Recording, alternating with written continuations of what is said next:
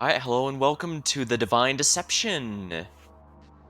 This is a VN that's by the same creator as the Zodiac Trial game. And judging by the fact that I was stretching enough, I was clearly stretching to find something to complain about to the point that I was bringing up gameplay issues in a VN. I guess that shows that I was trying really hard to find something to complain about. But just since, well, I'm critical of a lot of everything I play. I analyze everything I play, more like overanalyze, please. And that means I'm in a perfect mental mood for this particular game, the Divine Deception. Mysterious figure. Good, very good indeed. For a minute there, I was worried I had the setup wrong. Alright then, I guess we can get started. Welcome, Rita. I'm glad to have you here. Alright, first things first, who are you? Hi, that is a good question, isn't it? Who exactly am I in all this? I'm afraid I don't have a good answer for you on that front. Who I am is a long and sordid story, one completely disconnected from the one we're here to tell. We shouldn't get bogged down in such details too early. That means that their true name is going to be something extremely relevant. But you do have a point. It'd be for the best if you had something to call me. Let's see then. What would you call me? Let's keep things straightforward. You can just call me the narrator. How does that sound? Is that a bit impersonal? Name? You know what? You're absolutely right. How about we go with Ez then? How does that sound to you?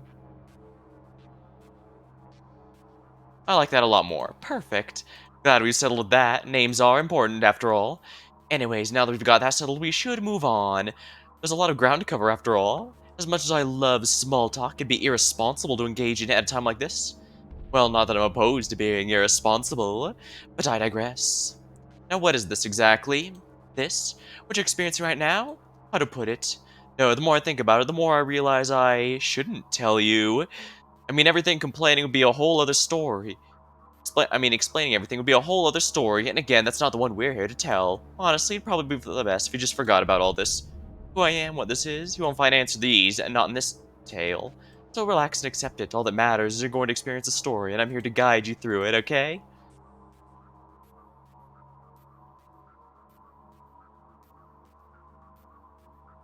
I'm willing to go with this, but for the sake of the stream, let's go with but I want answers. Alright, you're always an inquisitive type, right? Too curious for your own good. Well, tough shit, friend. You're gonna have to accept you won't always get answers. Who knows, this could be a good learning experience. Let us move on. Tonight's story is one of immense drama, a story of a city, a story of change, a story of mortal gods. There's death, violence, betrayal, gambling, and all else. Deception. Yeah, when I looked this up on the, Steam page, it was classified as more of a political intrigue story than a murder or mystery or death game like the Zodiac Trial was. That's normally a bit outside what I usually go with, but I'm willing to stick with it. The Zodiac Trial showed that this developer is very good at storylines like this, and well, political intrigue and stuff usually has murder mysteries as something that commonly occurs within, so even if it's not exactly the same, it should definitely be at least adjacent. So I think this will be fun. There will be sadness, anger, elation, and surprise. There will be... No, this isn't right. I can describe how intense the story will be all I want, but it won't properly capture the feeling. What's the problem here? How can I get you to truly delve in the story the way you must? Oh, right. It's obvious, isn't it? It can't just be a story, can it? That's not enough for you. What you need's a game. No, that's not quite right. A gamble. This needs to be a gamble, yes. Yes, inspiration. It's flowing through me. The way to go. I can just feel it. Alright, let's make this little tale into a gamble. How do we do that? Well, to start with, you can't gamble if you don't have anything. In the state you're currently in, you don't even have a form, much like something you'd want to bet. Let me fix that. Here you go, 20 chips. Use this to gamble. With those chips, I'll let you make bets. Bets on what, you ask? Why, the very story we're going to be getting through. You can bet on certain outcomes, and when they're proven right, you'll double the amount of chips. Of course, if they're wrong, don't count on getting those back. But hey, that's gambling. Oh, and also scatter plenty of opportunities to make more chips in the story itself. Gotta keep the chip economy flowing if we want to really have fun. And to top it all off, prizes. That's right, it's not gambling unless you can win something. Once we're finished, I'll open up the prize counter. You can use all the chips you've won to buy all sorts of extras and goodies and the like. How does that sound? It's a lot more fun like this, right? Okay, After I finished Zodiac Trial, I did unlock the other interviews and stuff that bonuses that the game would allow. It actually wasn't as hard as I thought it was going to be, honestly. It was just a matter of a handful of things. So, yeah. Imagine this is just an expansion on that concept, and I very much approve if that is the case. Alright then. Right, yeah, this is gonna be good. In fact, let's start betting already. That's right, the casino's already open. Sounds exciting, but I don't know. A reminder that I don't know anything about the story at this point, not even the basic premise. So, gambling's all about not knowing the outcome. Damn it, she knows that I've played gacha games in the past. So then, for this first bet, let's go big. The story we're about to go through, do you think it'll have a happy ending? Or a sad ending? I'm willing to bet no. A realist, huh? I like it. Now you have to pick how many chips you're going to bet. I would honestly describe it more as cynical rather than realist, although I suppose with the, I suppose this, since we know this is a political intrigue story, I think this might be a lot safer to, yeah, I think this is going to be a rather safe bet more than anything else. Oh, but thinking about it, you're not going to get payout from this until literally the very end, huh? Betting big now, even if you do get it right, might be a mistake, since you'll be separated from gambling funds. That is a problem. Like I said, you can earn chips throughout the story proper, but still, it feels like this should be considered somehow. Alright, how about this? Payouts on the bet is doubled. That's right, if you get this one right, you won't get twice the amount, you'll get 4 times. That'll sweeten the pot. So, make your wager.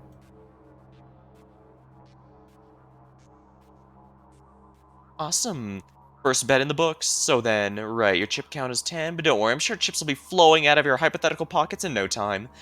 Alright, that's enough for the setup, I suppose. On to the card stacks. Choose a stack, choose a card. Finish the card, the next one that stack is dealt. Bada bing, bada boom. It's pretty simple, huh? Complete these 7 stacks and maybe we'll see what happens from there. Oh, and a tip, if you want my opinion, I'd spread out your time amongst the stacks instead of focusing on 1 or 2 in particular. Move through them at a somewhat even pace, and I think it'll be a more entertaining experience. Or don't, I don't care, I'm not your mom. There's only one real restriction on how you move through the cards. Some of them have these pesky locks, you see. If you want to unlock those, you'll have to find the key of the matching level. Keys are collected by completing cards, so basically if you run into a roadblock, try a different stack. Okay, had an inkling at the start of this, but I think this pretty much spells it out. These so-called stacks are actually individual pieces of a story, and each card we go through tells us a bit more from that story. Oh, and only 1 use per key. Annoying, I know, but trust me, it's better this way. Alright, and you're off. Aye. Jacob's Ladder. Walking through the forest trail in the dead of night is certainly a unique experience. One that inevitably fills you with a certain amount of dread, especially if the forest is in Panthea, an incredibly dangerous place. Especially if there are plenty of people who would rightfully want you dead. Even the most logical of people would have a tricky time with such a trek. Bit of a tongue twister there. You can be as aware as the next person that ghosts and ghouls don't exist, but when left with nothing but a flashlight, your thoughts and the shapes the trees make, you can't help but see faces. As someone who's gone camping in the woods plenty, I can say that is absolutely accurate. The trick is to disconnect your mind from your emotions. The faces might scare my emotions, but as long as those disconnect, it won't stop my legs from continuing the walk. While true, in the sense that there's not going to be any ghosts or anything, you all do genuinely have to be worried about wild animals and stuff. It's why you absolutely need to keep stuff like, if you have a trash bag or something, you want to either hang it from a tree or keep it away from your campsite, because it may not be a ghost or ghoul that finds it, but it's something you definitely don't want finding you, that's for sure. Nothing can dissuade me from walking until I reach my destination. One might wonder why, if it's such a frightful experience, I would even bother to walk this far. I took a taxi up to the forest's edge. Why not continue to drive to my destination? People attending my destination weren't the type to go places they'd have time to hike to. There were a number of reasons. For one, as spooky as it might be, I like the atmosphere these sort of walks cultivated. I used to go on a number of... know what this is like. I used to go on a number of hikes just because they were nearby. Yeah. And it helps clear your head a good bit. Or at least that's how it did for me. Quiet, cool silence is entrancing. It feels empty, perfect for thinking, and there's a lot to be thinking about. I was in no rush to the crime scene. I was already quite late, and I was okay with that. A private investigator should always be fashionably late. You can't see me, but I'm doing a fashion pose. Let the grunt cops do the legwork, arrive in time to hear the evidence, and then take the glory of solving this case for yourself. Okay, so, Ultimate Detective Boy from Danganronpa 3, this is not a V3 technically, but... So a leisurely stroll felt appropriate. It gave me time to really consider the location I was heading towards. The geography of Panthea really highlighted the class system prevalent everywhere you met. Panthea was a city by the seaside. Most of it was an urban jungle, cram-packed to the brim. And yet, Panthea also housed an expansive forest in its border. Forest with mansions and buildings and facilities with plenty of room between each other, reserved for those who can pay the steep price for such an accommodation that such accommodations cost. The one small grace of this forest trip is that it assured the victim, and most likely the murderer, will be familiar with the forest facilities. Eventually, I did reach my investigation. Looks. Yeah, I was glad I chose the magnifying glass first, although, as I said, I imagine everyone is going to be relevant to the story in one form or another. There are plenty of cars parked outside the facility, fancy cars, police cars, and one familiar dingy car parked haphazardly away from all the others. I let out a sigh. This could only mean one thing.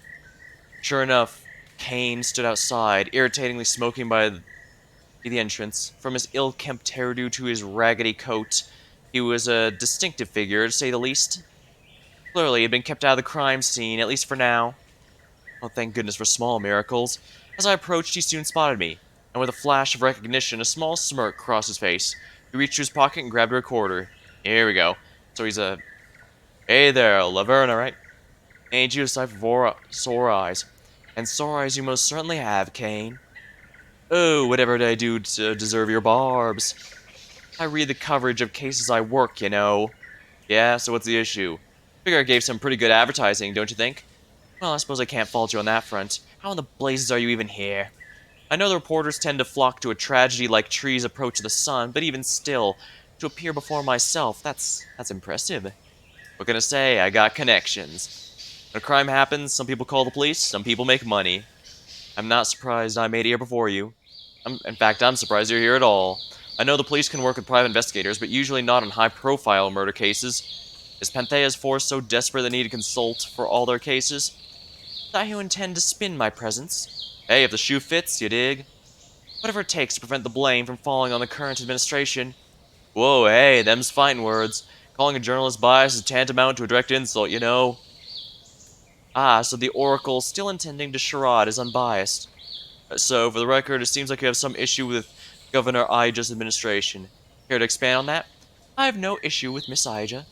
I simply think it weak that every opinion you intend to push upholds whatever the status quo dictates. Well, you know how it is. Objects in motion and all. Is that so? Well, I suppose now is a good time as any, but since this story revolves around political themes, please do not be surprised if I state various political statements here and there. I do apologize, but as this is a highly political game, it's impossible to discuss without any politics. So, hope you don't mind. Well, I wonder how you intend to score this incident to the administration's tune. Are you kidding me? Some oh crap, I'm not sure YouTube would like me saying that. Terrible person decides to assassinate a guest the Governor Ija's.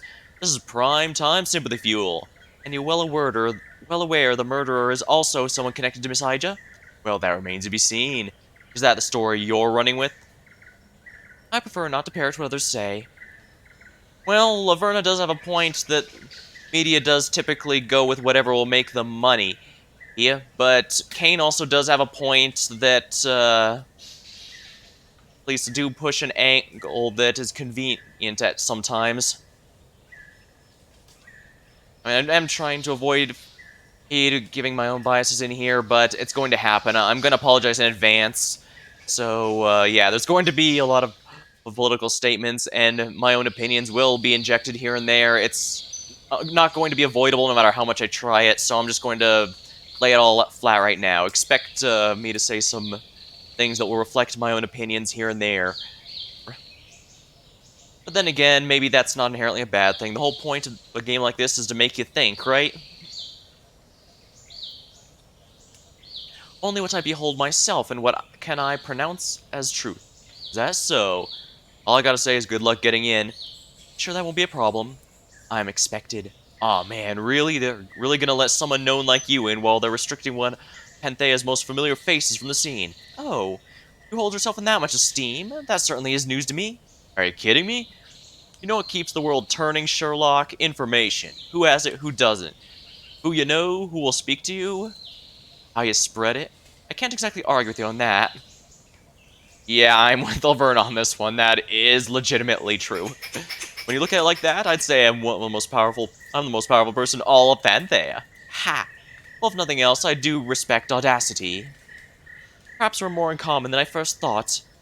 However, the first act of the story awaits me, and I ought to grant it a conclusion. If you're hounding an interview, at least let me acquire a look at the scene first. Go right ahead, miss. With a mocking bow, Kane stepped aside. I took the expression in stride and confidently entered the venue. I pushed open the doors, entering a completely different world. A bright, opulent, crowded world. One packed with fancily dressed citizens, with the occasional police officer scattered among them, and I should, probably, yeah.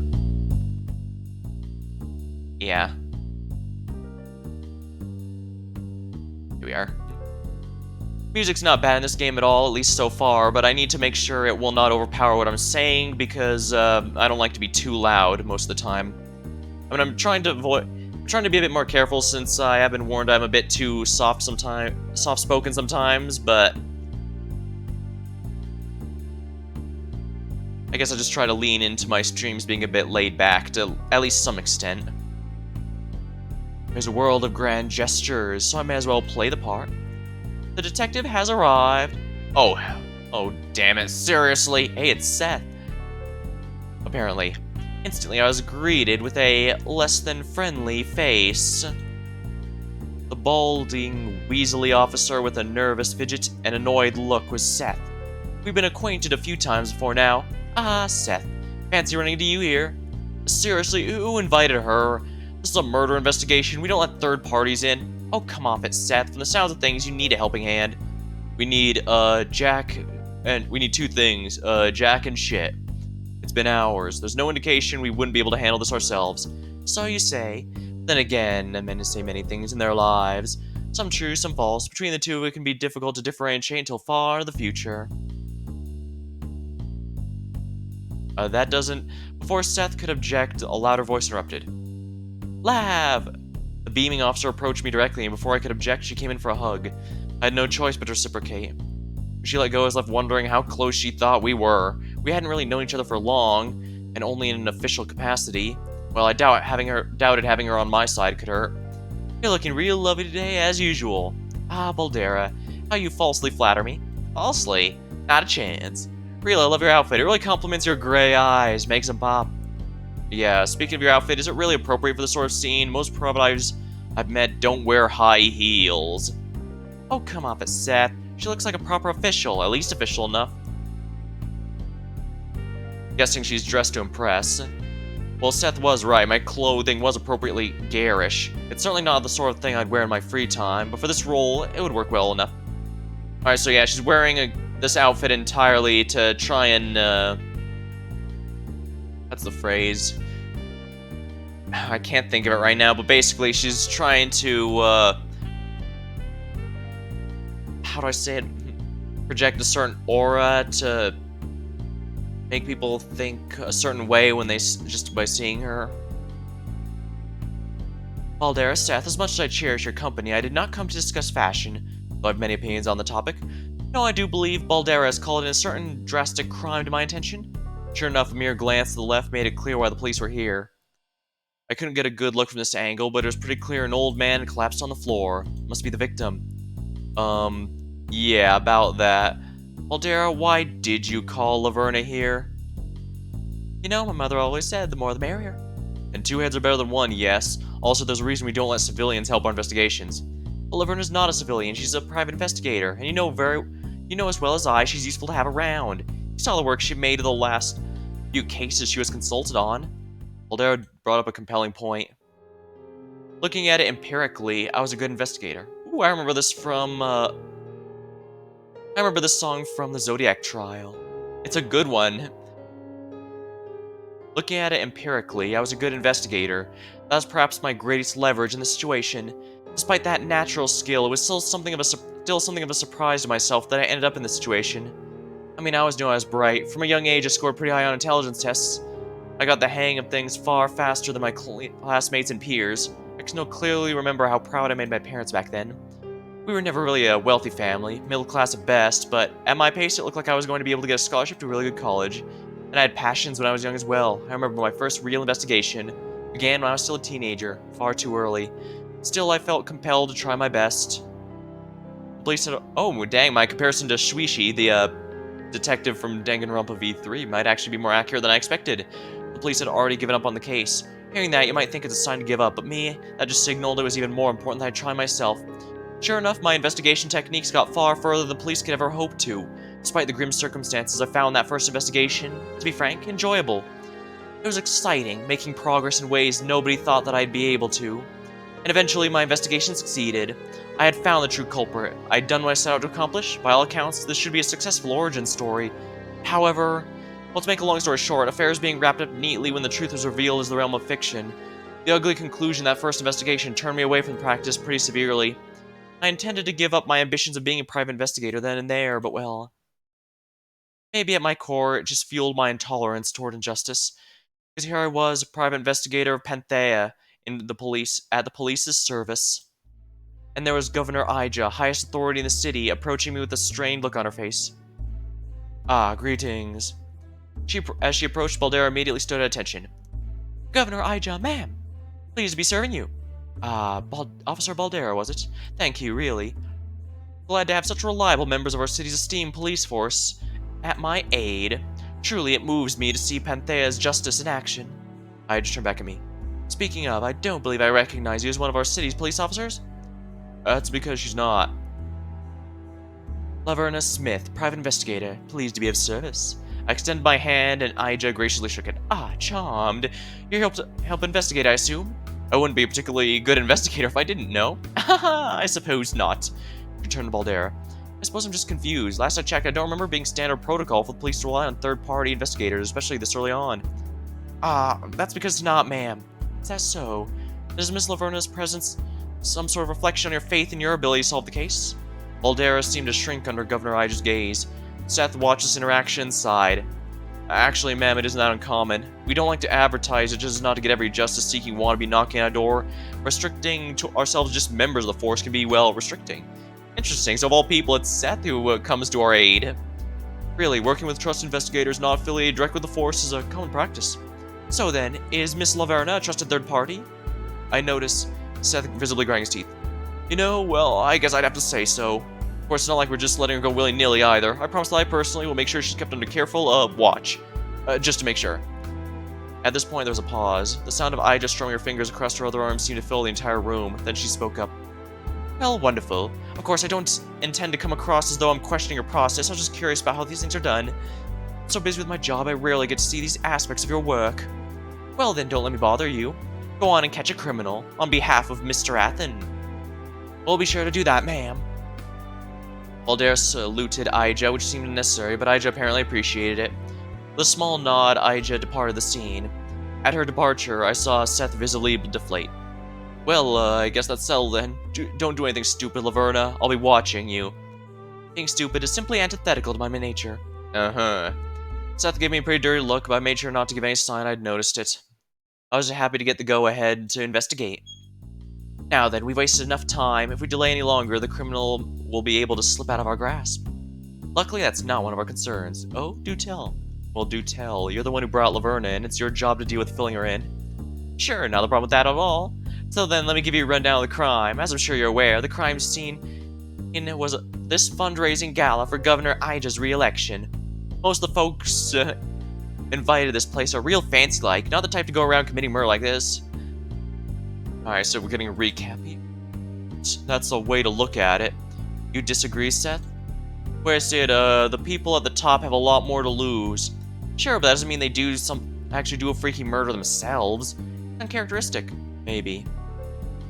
Well, they could hire someone else to do it, but just because they weren't the ones who personally pulled the trigger doesn't mean they aren't guilty, you know what I mean? Anyways, this gal's got a real strict guest list. I believe it was organized by Ija's secretary, Mr. Ghani. They hired 9 waiters and a small kitchen staff. I looked around, noting the various identical-looking figures wearing tuxedos and plain white masks. I presume the staff were the masked ones? Exactly. I wonder whose bright idea that was. I like it, adds a sense of, I don't know, class to the whole affair. Makes it creepy, more like... I'm gonna be with Seth on that. I mean, no matter how fancy the restaurant is, if everyone's wearing a mask and all that, it's only going to feel very suspicious, even when nothing's going on. Whole thing has an elitist eyes wide shut type of vibe. I had to agree with Seth. Making your staff wear identical disguises can hardly be described as good taste. That's a matter of elegance, Seth. Ambience is important. You're telling me. Thank you, Lab. Anyway, the staff set up the party, and then the guests came in. There's only one entrance to the venue, so people are ID'd pretty heavily when coming in, so we can eliminate any unknown entities as suspects. So you can, assuming your statements holds true. However, the rogue unfounded axiom is the murder's shield. We truly ascertain there were no secret passages to the building, rogue panelings, hidden tunnels? Seth let out a nervous chuckle. Well, you know, we can check for that stuff later. For now, let's go over this case's summary. So then the victim, Mr. Athen. He was a rich old man, a business person in his prime, shrewd, insightful, and influential. And he was a wrinkled bat clinging to life. Sad. Hey, it's true, right? He doesn't have any living relatives left, and he doesn't have any close friends. He lived alone, doing nothing but playing Moneyball by himself, investing his hoard of cash however he likes. Oh, so he's basically, who's that one Scrooge McDuck villain? Glumgold. Had a handful of years left, none of them important. Sad. Am I wrong? It's a thing called common decency. It's not right to speak of all the dead. Yeah, that's kind of the thing. It's extremely easy to win an argument with a dead person, so it's usually... Yeah. Actually, I could just leave it there. Yeah. Speaking of all the dead isn't really much because, well, it's very easy to win an argument with someone who's dead. They genuinely can't argue back with you. Look, it's not pretty, but it's relevant to know. That makes the motive of this whole thing really hard to figure out. Motive? Seth, didn't we all decide it's probably... Hey, whoa! Seth's face flushed with annoyance. Really, Baldero, I thought I made this perfectly clear. Hey, calm down. Don't get your panties in a twist. I caught myself. No, I caught you. It's clear the two are having some conversation I was completely exempt from. That annoyed me more than I care to admit, but making a fuss about it now wouldn't be productive. The motives of murders are mysterious. They can often be buried in deep and private histories, impossible for the passing eye to see. Only an amateur would rely on such a shallow thing to catch a culprit. Really? You're gonna call most police forces across the globe amateur, because that's what you're doing. If the shoe fits. Relying on motives to reach the truth is like patrolling the audience as a hint in the game, polling the audience as a hint. Perhaps it shall lead you the right track, but it's far from certain, only to bring you in line with the common man. I mean, I don't think the motive is entirely irrelevant, but it is possible to solve without it. It just makes it easier. I am anything but. You're telling me. Besides, any murder mystery half worth its salt gives all the suspects worthwhile enough motive. Well, she's not wrong. At the very least, it's worth noting that Athen was a considerable donor to Governor Ija. It's not in her interest to cut off such a major revenue source. So, approaching from the opposite direction, killing him deals a decent blow to Ija's campaign. Fortunately, all our suspects should be supporting Ija. In theory, that is. In theory. So at a certain point, all the lights in the building ran out. Darkness most foul took over the area. Yeah, pretty much. Eventually, one of the waiters was able to get the lights back on. And you can guess what happened. Our victim had become our victim. It's really sad. You're right, Mr. Athen was on the ground, collapsed. When he was rolled over, a rag doused in something was found under his body. Forensics is doing their thing still. We can pretty safely guess this was the murder instrument. Ah, poison. Seems like we're dealing with an experienced snake, not some novice worm. Right, this was premeditated. Yeah, they'd have to in order to prepare the poison ahead of time. Anyways, when the light was out, nobody could have escaped the venue. One of the waiters was standing right by the entrance when the lights went out. They testified in the panic they backed up into the door and didn't open until the lights turned back on. And of course, after the lights were on, nobody was permitted to leave until we arrived. I could listen to the cops just explain the scene for as long as I wanted, but wouldn't get me any further than them. At some point, I needed to begin investigating for myself. I took a step towards the body. The sight of the corpse was slightly unnerving. As much as I had blustered, my experience with dead bodies was pretty few and far between. At the very least, there was no blood or gore to freak me out with this one. You could mistake Athens' stillness for a deep sleep. The only thing frightening about the sight is how it made you question your own mortality. Yeah, if you ever worked in the hospital or something, it's a lot different. Even if someone passes peacefully, it's not the same as when someone's actually sleeping. It's like whatever's inside is already gone, I guess is the best way to describe it.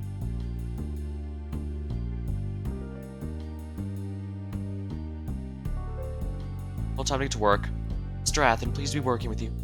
Truth be told, even I have very little experience with it, so I'd probably be even more freaked out than Laverna here is. I reached down and grabbed the body's cold hand. With some resistance, I shook his hand as you would when meeting anyone. Laugh! See, this is what I'm talking about. This is why we don't bring third parties. Putting on an annoyed expression, I turned to these two. Relax, I'm wearing gloves. There's nothing moving his arm a bit will cover up. Remember, the body was already jostled when it was flipping over. Still, it's a matter of protocol. We're past that point. I turned toward the body. So, Mr. Athen, could you please testify as dear killer? I grabbed the body's mouth and began to pump it as I replied myself around it. You foolish child, it was pitch black. Expect me to have answers for you. But who killed me, I'd have said so. Oh, you have me there, sir. At this point, I started to become aware of the numerous stares I was getting with the body guests. Good, fine, irrelevant. This was a little thing called commitment, a concept far too few people understood. Is this a part of your process? Always. Seth brought up a good point. It was time to do some actual detective work. I gave the body a once-over, looking for anything unusual. My eyes first spotted a rag atop the body. This must be the suspected murder weapon they're talking about. Looking close, it seems as though the rag was caught in Mr. Athen's front pocket. Did it get like that when the body was rolled over, or I kept looking around his body, to see if there was anything relevant. On his left shoulder was a stain. It was drawn with a towel or something, but he could definitely make it out. Something yellow had spilled with it on him. I moved over and gave it a attentive sniff. Oh sheesh, as I expected, wine. Was anybody near Mr. Athen before the lights went out? No. As I said, he doesn't have anyone in his life. He came to this event alone. I feel really bad for this old man. Not only was he alone, he decided to sit by himself in a corner of the room. Well, if that doesn't just bring a tear to your eye. True, it does seem like a waste. An exuberant party like this? Or a gala, I suppose. There's a time and place to make memories, not waste away becoming a victim of time. Well, in Athens' case, becoming a victim to time among other things. Memories. My golly, I think I'm onto something. Seth, Lav, you stay here. I'm going to follow up my big breakthrough. Before Seth could get a word in edgewise, which he was almost certain to do, Baldera took off. This left Seth in a grumbling mood. And gotta keep playing babysitter. Step up, Seth. I've still got questions and need answers. Oh, then please ask away. The man was by himself. So what? Surely someone been looking in his direction, you think? I doubt it. How's that? Apparently a big fight broke out before the lights went off, the drew a lot of attention. That Polly brat, one of the Disma siblings, got into a huge screaming match with some ex. How garish. Yeah, it sounds like the one thing that would have made this whole shit show interesting. Well, that could have been planned, either on one or both of their parts. After all, that would get everyone's attention so that no one would notice someone going after the old man on himself, by himself. Well, besides the murderer. Indeed. The timing on that was a little too convenient. I made sure to table that under the follow-up column in my brain. What about the blackout? Sure, that cannot be a completely unexplained phenomenon. If you're asking what the deal with the light shutting off is, I got an answer for you. The panel in the boiler room was messed with. Seems to be a direct sabotage, but again, these are early days. Need to get forensic on this. You want to check it out for yourself? Soon enough. Not yet, quite yet, however. Great. As I ask these, I continue to examine the corpse site. There's some more notable objects to be found simply by zooming out a touch. Nearby the corpse was a broken wine glass. Red wine was splashed all over the floor around it. An incredibly important discovery. Perhaps even more important was the crumpled up sheet of paper under the nearby table. Gingerly, I reached over and picked it up. As I unfolded it, I noticed the sheet had already been unfolded once. Looks like the cops already found this evidence and placed it back down. But then why not mention it to me? I expect the paper to house some dark secret. However, it turned out to be just torn out page out of the Bible there. The Bible. A page from the book of Psalms. And on that, a specific quote was highlighted in orange. Let everything that has breath praise the Lord. Bit on the nose, huh? With a questioning gaze, I turned to Seth. What do you make of this piece of evidence? The Bible page, isn't it? That much a child could deduce, yes. I'm inquiring you because for whatever reason thought it was prudent to not inform me about this. I wanted to test our detective skills. Seth wasn't even trying to hide the fact he wasn't making eye contact. Looks like it was up to me to press the issue further. Let me demonstrate my skills then. Not only did you have piece of evidence for me, so did Baldera. If it was a decision only one of you made, the other would have chipped in earlier. Thus, you must have discussed withholding the piece of evidence previously. Continuing down the road, another discussion you'd previously pertains to motive. So then, does this verse somehow pertain to the motive? Laverna, I think you're getting a little ahead of yourself. Before I could say more, when the officer had been talking with the guest approached. I recognized her, Pandora, if I remember right. Hey, Seth, I finished talking those witness statements you asked for. Oh, Laverna, surprised to see you here. Are you also going to be helping us with the Cock Robin murders? Cock Robin murders? Damn it, Pandora. I go. Without another word, Pandora scurried away. Confused, but sure enough, she somehow screwed up. Seth began to massage his burning red forehead, barely containing his anger. After a few more choice curse words, he began to pace back and forth. Finally turned to me. Alright, okay, damn it. You're not to tell anyone about this, okay? And you're definitely not going to tell my boss that I told you. I'm only telling you this because you'll be even more of a pain in the ass than usual if I don't. Believe me, I'm well versed in secrecy. Laverna. Seth, I swear. I promise I won't tell a soul. I looked him straight in the eye. Seth proceeded to pace back and forth a few more times for taking a deep breath and began to talk. I'm gonna make a long story short, okay? And you're not going to ask questions, you're going to listen and nod, and when I finish explaining, you're going to move on. A while ago, we found a dead body. We find them all the time. Funny thing, though, is this one was shot with a bow and arrow. Well, our current suspect is Sir William Tell. That's not what killed him, though. This was done post-mortem. Who killed Cock Robin? I said the sparrow with my bow and arrow. You're familiar, then? Good, that'll make this quicker. Before too long, we found another corpse. This one had its eye removed post-mortem. Who killed Cock Robin? Said the fly, with my little teeny eye. I saw him die. Okay, we don't need your running commentary for this. You get the point. However, soon enough we found that post-mortem additions were following the poem. So that suggests they're all the same killer. I'm sensing a but. But there's some issues with that theory. For one, the victims all seem to be different types. Like, a fair few have been influential, but many more are, well, nobodies. So the deaths seem almost entirely random. Very well, then, it is a serial killer's doing. There is a theory that the original Zodiac killer, the one that was never caught, was effectively just doing it at random, and the signs of the people killed were just coincidental. But, well, as mentioned, the case was never officially solved. It's pretty much up there with Jack the Ripper as far as no one knows the truth. But yeah, it's entirely possible it could be random without a specific focus. That's what we thought until recently, when we actually caught the killer, or at least a killer. We know he couldn't have done most of the other murders, as he claims he didn't even know the body was altered post-mortem. Chief thinks we got the wrong guy, but maybe I'm not the best officer, but the evidence we found against the guy was strong. He's definitely the killer in that instance, and he definitely wasn't in any of the other instances. Naturally, you haven't let this trend out as public knowledge. Of course not, that's standard serial killer procedure. So then, judging by the poem, you're up to the thrush? Yeah. That's a lot of victims. Yeah. You really should have caught this person before now. Yeah. Well, fret not, you made the wise decision to bring me into your fold. I shall now catch this dastardly post-haste. Dastard post-haste. Oh, just like that, huh? Relax, would you? We don't even know if this is the work of the Cock Robin killer, at least not yet. One here, the connection's very loose, but more to the point, there's so many people who could have killed Mr. Athen. That's completely against pattern, and for good reason.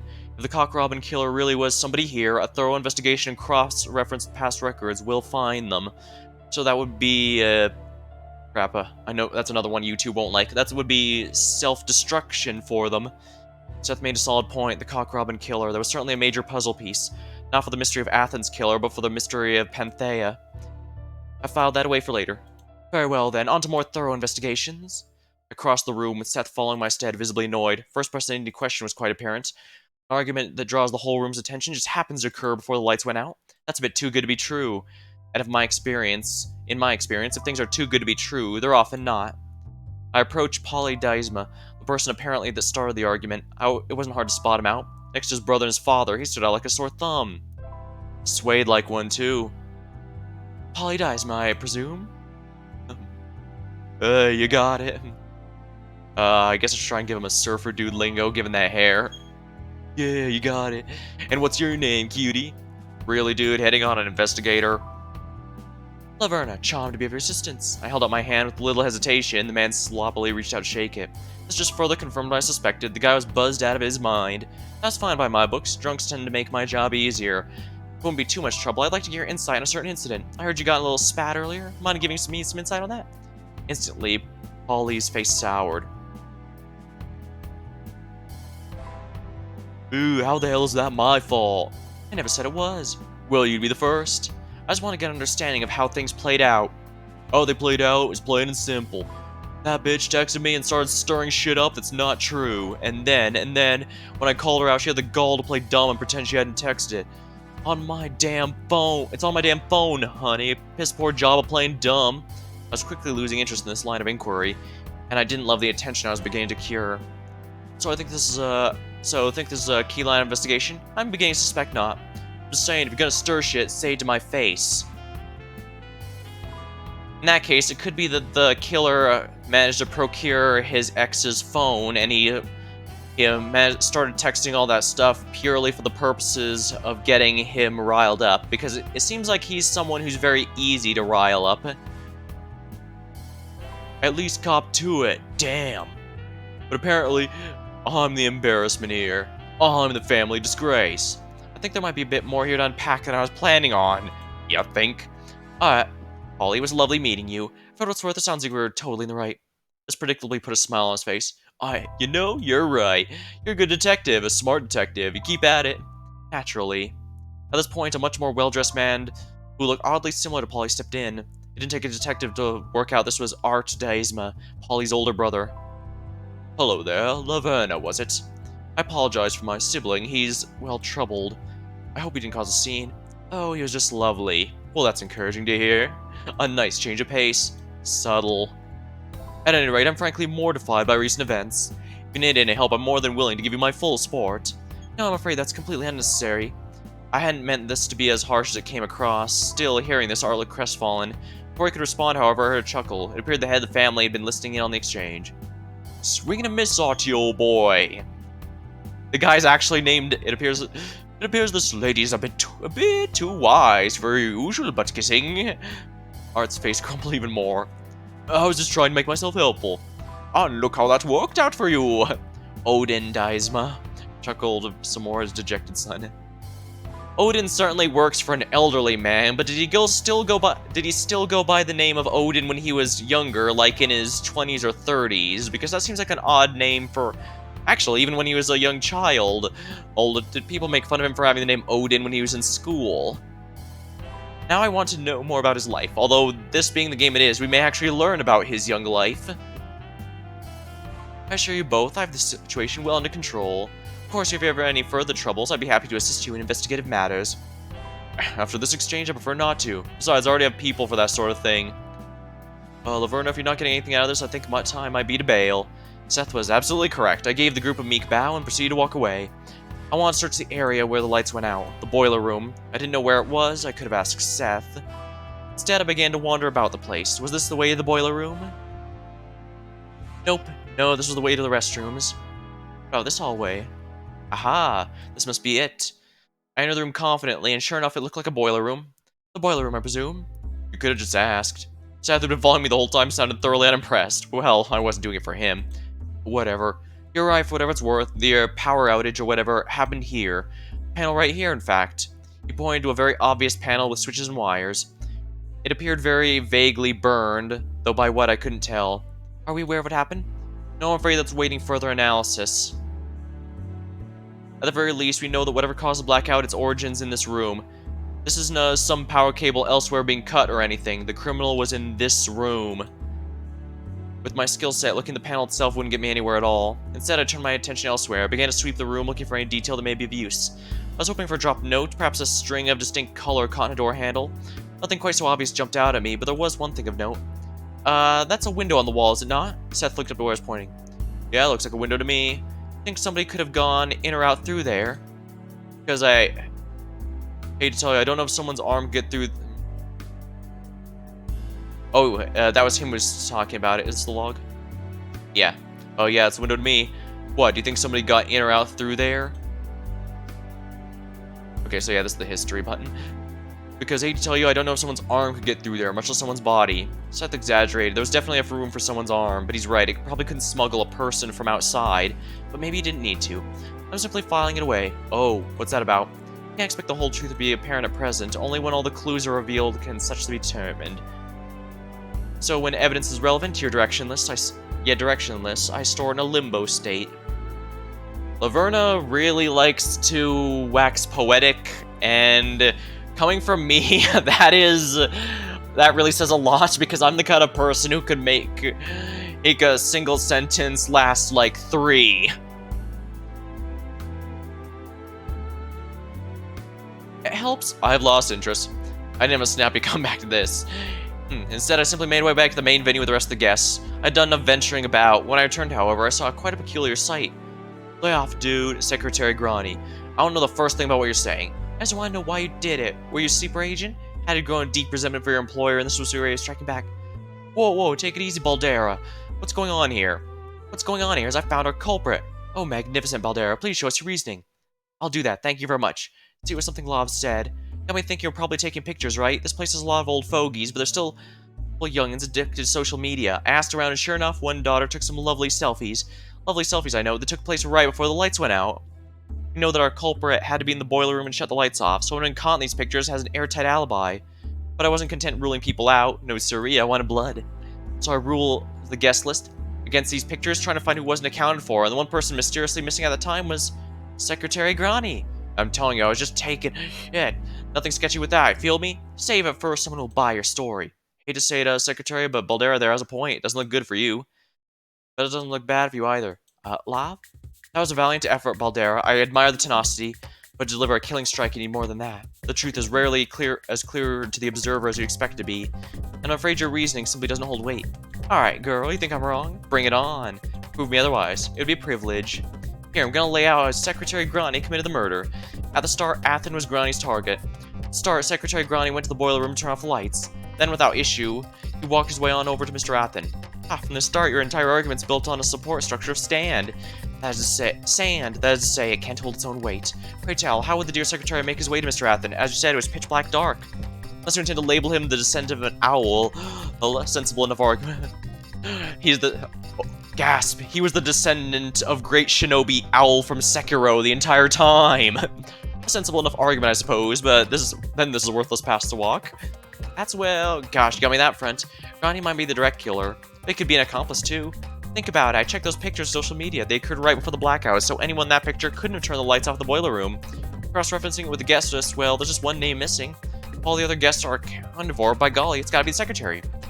And here's the heart of the matter, however. Perhaps we can eliminate the guests from suspicion, perhaps. However, there's a whole subset of people who evaded your memory, my dear Spaldera. As they say, the butler did it? Butler? Well, I get they're suspicious with the masks and all, but don't think I'm just some idiot. You hear? I already thought of that. We know a total of 9 butlers were hired. The picture shows a group of 3 by the stage, and 4 of them by the main floor. That adds up to 7.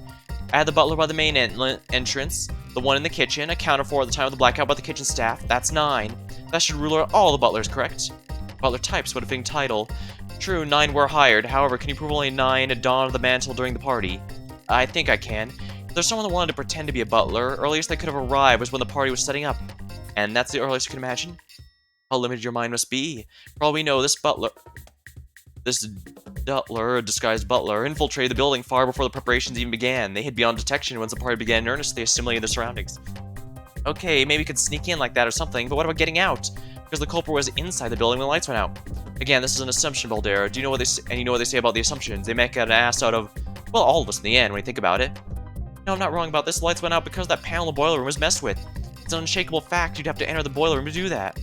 And okay, maybe some device could mess with it, but we didn't find anything like that in the dang boiler room. You'd have to be in the room to remove the device. Ah, and that's the crux of your misconception, the root of confusion. There's a small window in the boiler room. Depending on the flexibility of our entering arm, that could be a point which they should remove the device. Lad, you're killing me here.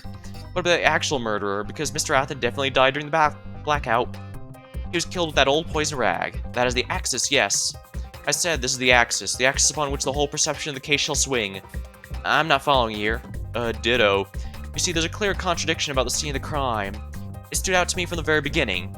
However, alone, it was like the rhythm of a single instrument. Only in concert with the rest of the track can I hear the murderer's symphony. Yeah, I've mentioned how much Laverna likes to wax poetic. This would usually be the point where Seth cut me down with a typical dismissive remark, but surprisingly, I maintained the floor. It appears as though even he realized I was on the brink of a big discovery. Look at the stain on the man's clothes, made with wine a bright yellow color if I had to guess. Now then, the witness spilled bottled wine by Athen himself. Now then, Witness the spilled wine bottle by Athen himself. Dark red, blood red. Clearly someone else spilled their wine on the man.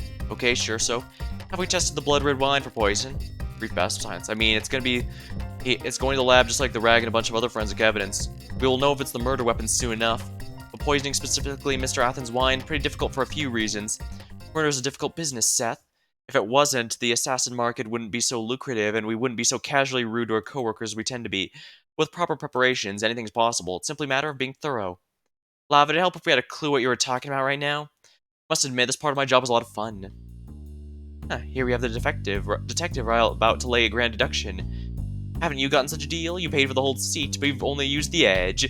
I mean, you didn't pay anything, and you actually don't have a seat, but I think I've made my point. Some great truth about to be spoken, so, what is it?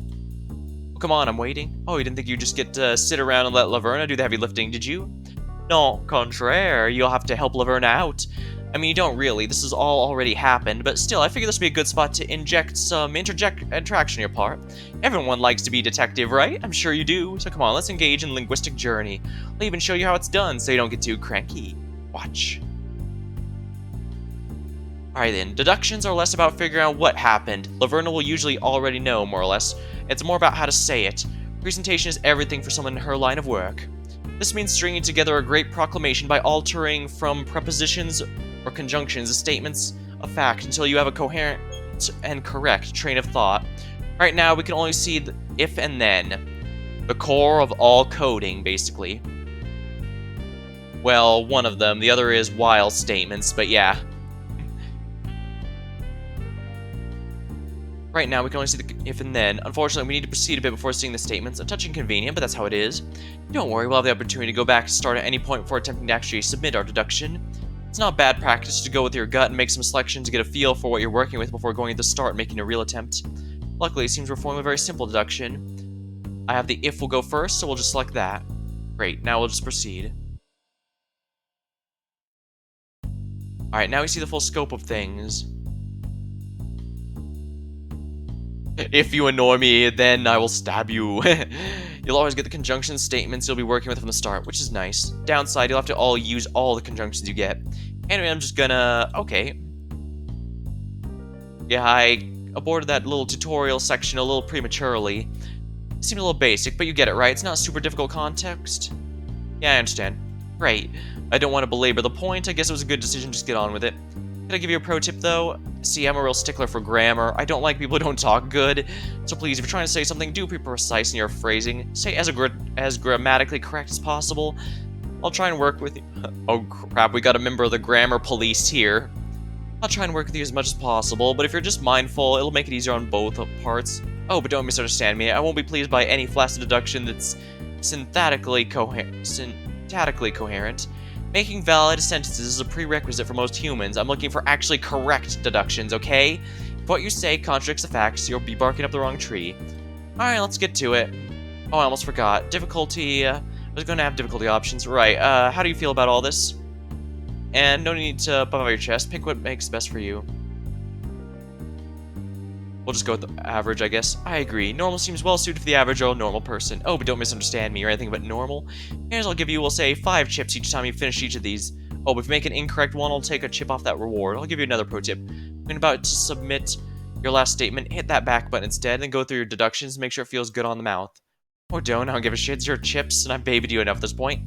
You're a normal, not easy. If you really hate it, there'll be a button to skip. It's time for you to learn the best way, by doing.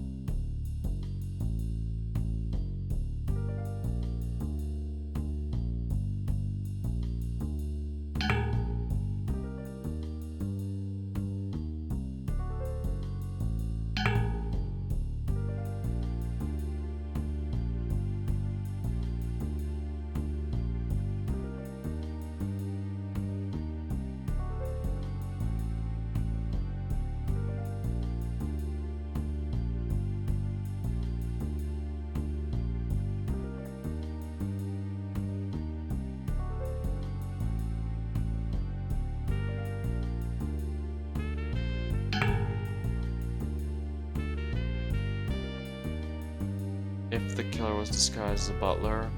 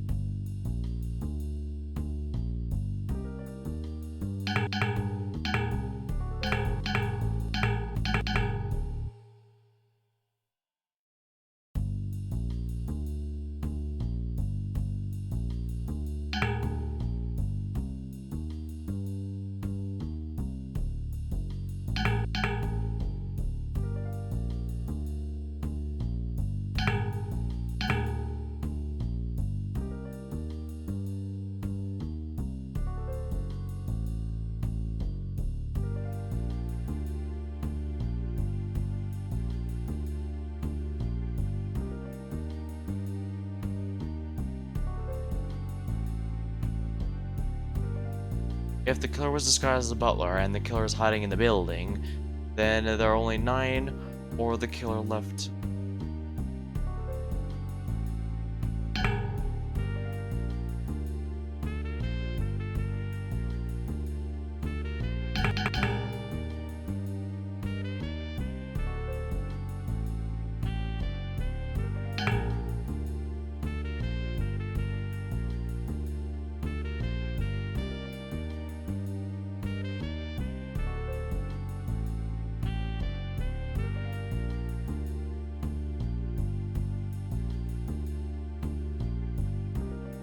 Oh, I know.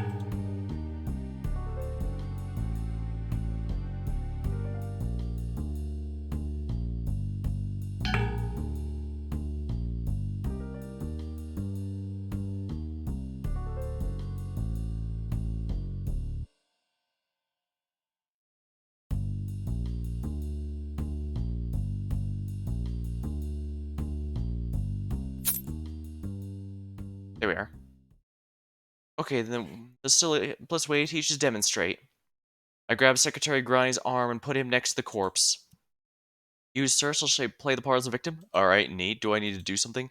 Unnecessary, simply act according to my commands. Sick. Next, I ran the nearby waiter who's guarding the door. I ripped the mask off his face and put on mine. Ow! Thank you. Mask necessary? I like masks. That's not what I asked. Just hush, Seth. She's saving our asses right now. Correction, she's saving your ass. I'm saving the victim's spirit's ass by pursuing his murderer. Now to begin the tragedy. I'm the waiter, I have a meaningless existence, doomed to be forgotten, die in love, doo-doo. Hey! I mimic typical waiter emotions. Except, that is a facade, I'm not a waiter at all. Correct, you're a head case. Valdera, the kind soul she is, stomped on Seth's foot for me. My plan starts by planting the most foul device in the boiler room. I began running over the boiler room.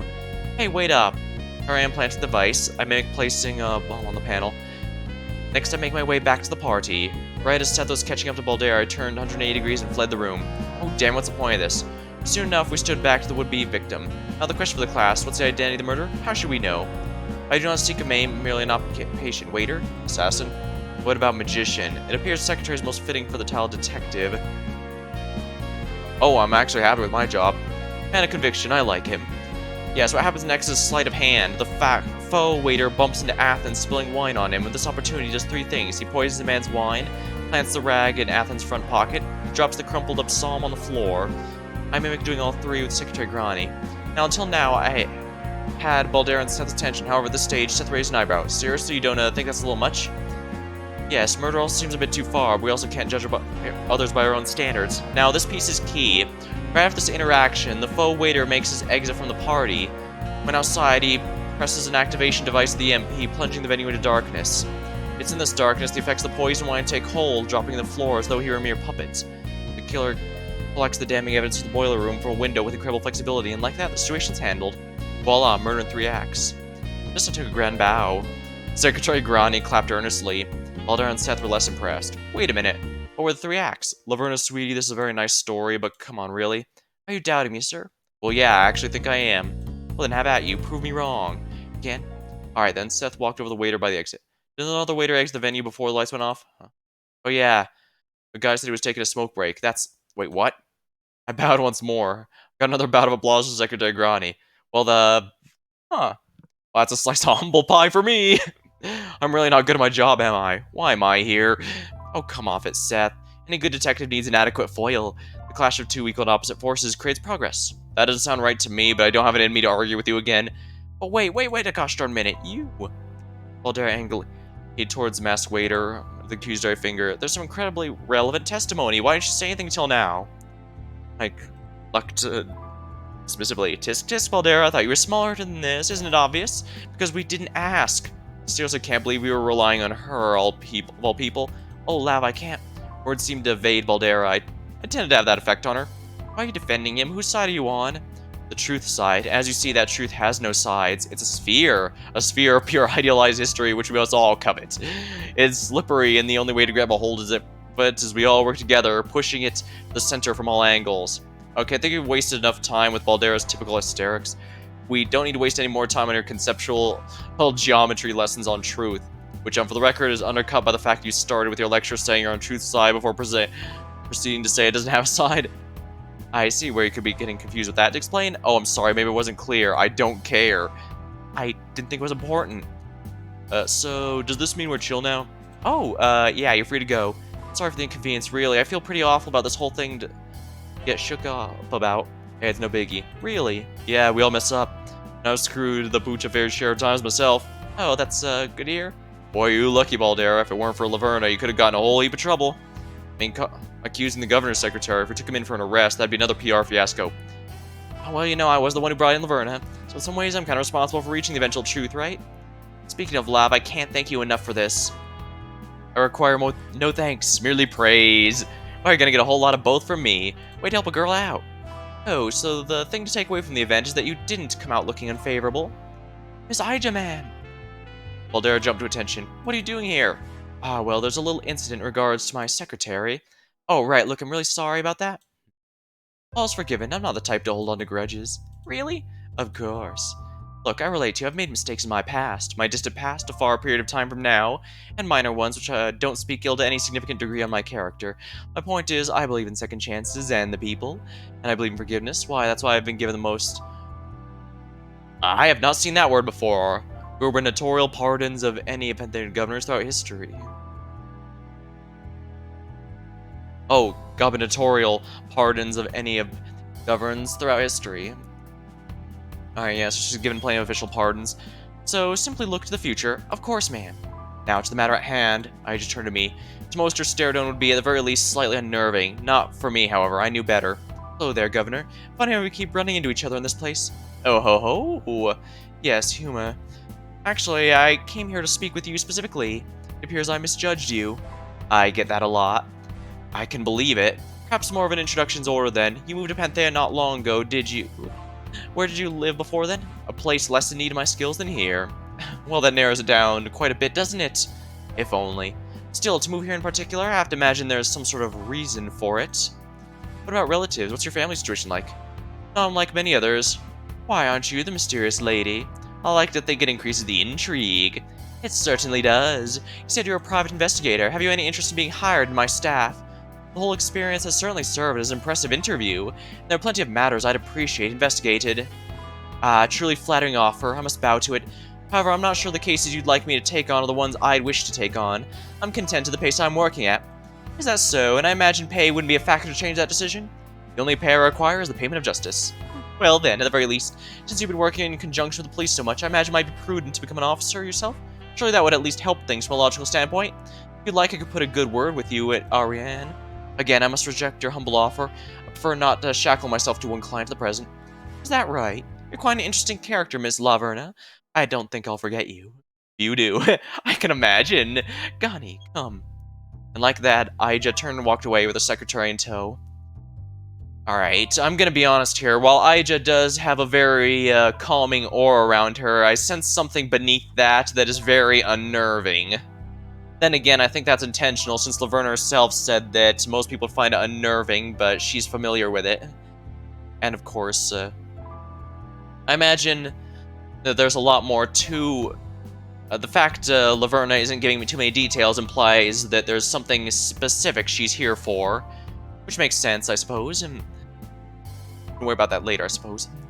And like that, I just turned around and walked away with the secretary in tow. She'd been quite diplomatic throughout our conversation, but one of those reasons I was good at my job is because I can read people. Right as she turned around, I could see a stern expression forming on her face. I can imagine Ija didn't necessarily leave with a great impression of Laverna. Oh well, it can't be helped. So, you two done with damage control? Damage control? That's not what that was, because if it wasn't, that's what it should have been. Anyways, I've been thinking more on Laverna's explanation. Let's say it's right for the most part. Why? Why? Why is it right? Is it right? It is right because I based my deductions on... No, not that. It's clear a lot of effort was making it look like the culprit was somebody in the party. Seth was right. When we look at the killer's timeline objectively, a lot of unnecessary effort was put into the kill. Most of it could be explained if you assume they really wanted to make it look like the killer was still inside the building. But we would have come to the right conclusion eventually. I mean, Lav, you really helped me out here. When forensics came back with the poison in the wine, when we collected more thorough testimonies of everyone involved, and we couldn't find any traces of poison hidden inside the venue, Charlotte, as the day shines, we'd have gotten it right eventually. As tempting as it is to take more pot shots of this force, Baldera's right. It's a lot of effort for a temporary stopgap at best. Why? That's a solid point. There must have been a good reason for why the murderer did what they did. The plan this elaborate was not constructed haphazardly. Truly, there can only be a single explanation. The culprit sought to buy which all humans yearn for, time. There's some critical piece of evidence, so it slipped from our fingers had we focused our suspicions within this oversized coffin. That was the true purpose of this grand deception. Alright, little Miss Genius, then what's this evidence of them slipping away from us right now? Because from your description, I don't think there's anything like that. Hey, Seth is right. You don't get to act surprised with their track record. What evidence could be missing, Lav? Isn't the answer astoundingly obvious? No, exactly. In which case, why would you presume I know that? Fair enough, I suppose. It really isn't. Fact of the matter is, I was stumped on that just like I was stumped on a number of things. However, I'd have time to be stumped later. For now, there's something more urgent taking my attention. Entering the venue, quite late in the party, was Chief Ariane, head of Panthea's police department. Instantly, all the other officers stood at attention. An odd, almost archaic show of deference, I thought. I feel I didn't need to go along with it. Nor did Ariane, by the look of things. She waved her hand dismissively, calling it off. I wonder, was that because she was currently in the public eye? Immediately, she approached me. Laverna. Ariane, what brings you here? I'm the chief of police, Laverna.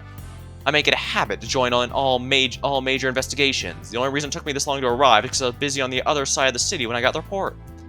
I believe that was a rhetorical question, Chief. Was it? Apologies, then, for the redundant answer. No need. Redundant answer is practically my middle name. That is quite an unwieldy middle name. Again, I believe she's being hyperbolic. And I was being sarcastic, Mr. Johnson. Oh, apologies, sometimes it's hard to tell with you, ma'am. I am aware. Laverne, I do not suppose you would enlighten me as to your presence here. Isn't it obvious? Wherever there is justice, I appear. I was taking a more literal answer. Instead of asking me again, she scanned the room. Before long, her gaze landed on Balder. I presume Laverne's presence was your doing, Miss Vasquez. You got me dead to rights, Chief. I just thought a little extra help wouldn't hurt, you know? It couldn't. Well then, is that what Laverna provided? Extra help? So I'm trying to help Pandora pitched in. Totally. Bringing Laverna was a great idea. If she was in the air, Balder totally would have arrested the governor's secretary for the murder. That would have been a total scandal. It's a good thing Laverna was here. There's Ariane raised a single eyebrow. That right. Balder gave Pandora a dirtier look than I thought her capable of. It is. Thanks for the report, Pandora. I guess Pandora's not important enough for a portrait. But this is an indie game with a limited staff. I can understand wanting to keep resources to everything that's essential, so I can understand that. Ariane briefly regarded me. Well then, I suppose that performance is worthy of brief praise. You have my thanks for saving my subordinates from undue embarrassment. Pleasure was mine, Chief. Chief? Do you have an issue with that nickname? Not particularly. Just only my men call me Chief. Well, then when I'm helping out one of your crime scenes, you can consider me one. Looked me over as though she was reassessing me somewhat. As expected, it was the right tack with her. Very well then, I shall do just that. Ariane turned right back to the group as a whole. To be honest, one question rises above all others in my mind. Yes? Why exactly have you all allowed a reporter free access to the crime scene when not even bothering to cordon it off? For a moment, nobody knew exactly how to respond to this. Finally, Seth spoke up extremely hesitantly. I'm sorry, Chief? I'm afraid I don't understand what you're referring to. Ariane sighed. That's exactly my issue, Mr. Johnson. When I arrived at the site, I was greeted with the most troubling sight. Inside this building, I saw that slimy reporter Kane, using a field day taking photographs of the corpse. Again, it took a brief moment for everyone to comprehend exactly what Ariane was telling us. Then, in an instant, the room became electric. Before anyone could say anything, however, Ariane spoke up. Now that she was here, we were under her orders. Pandora, make sure none of the guests or staff exit the building. Everyone else follow me. She didn't need to speak twice. Personally, I felt like tripping over myself rushing the scene. Exiting the gaudy building into the dark night filled with sounds of bugs and animals was quite a departure. As much a departure as it was entering the building in the first place. A death in that well-to-do party felt like an anachronism. A death here felt right at home. We followed Ariane, circled right to the west side of the building. Turning the corner, I quickly saw what she was talking about. Further down the building, there was a section faintly lit up by a spare light left to attach the building. I could see Kane, merrily taking pictures from more angles. Doubtless he'd already got enough, but having unquestionably encountered Ariane, he must have known his time with the body was coming to an end. When he heard an oncoming posse, he put his arms up and slowly backed away from the body. You could plainly see a smirk plastered on his face. He's cackling on the inside about the situation. He unquestionably found it hilarious. I also found it a bit funny, but of course there was not a chance in hell I'd say that aloud. Some of the officers immediately began cordoning off the area and taking their own pictures of the scene. A medical-looking officer began inspecting the body close up. That would take quite a bit of time. For now, there's no need to concern myself with the body itself. There was another person much more willing to answer questions within arm's reach. Kane. Speak. Whoa, easy there. No need for harsh stares there, Sherlock. I think it's appropriate about now, buddy. Tell us what you know. Ha! How the tables turn in such little time! What brilliant frickin' irony. Before, you were acting all high and mighty. You weren't willing to give me an interview. But it looks like now you're looking for an interview for me. How about that? This is really how you're planning on playing this? I thought you were smarter than that. If you recall accurately, a challenge for you, I'm aware. You would know that I did agree to an interview. I simply asked to delay it until I saw the crime scene for itself. Alright, relax. I'm just having a bit of fun. What can I say? I like flexing power when I have it. Real admirable trait, yeah, that. You know, I should be getting thanked right now. I found a dead body. And you report to the authorities immediately like a good citizen, right? Okay, it got me there.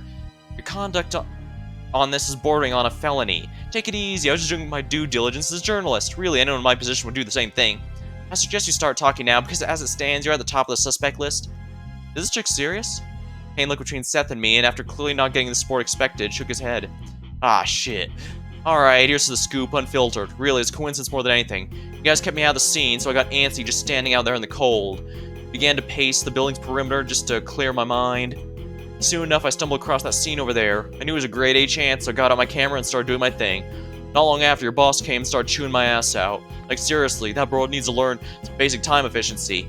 I got the point in the first minute, didn't need the next 9, and that's it. Didn't touch the body, didn't alter the scene, I didn't do anything like that. That's it, that's her story. That's the truth, and you should take it to heart. And while you're at it, maybe ask yourself why you and your little buddies didn't find us before I did. That's just shoddy work out here, plain simple. I admit I did agree with Kane on this one. The fact that none of the officers bothered to canvass the scene at large at this point was sort of embarrassing. Ah, this must have been what the killer was trying to buy time with. Because by making it seem like the killer had to be someone that was inside the building, they would confine the investigation to inside the building and not outside of it. I noticed Chief Ariane gesturing us to join her next to the body. We're gonna have more questions for you. Oh, I'm sure. Kane's self-assured smirk got under my skin, but I couldn't dwell.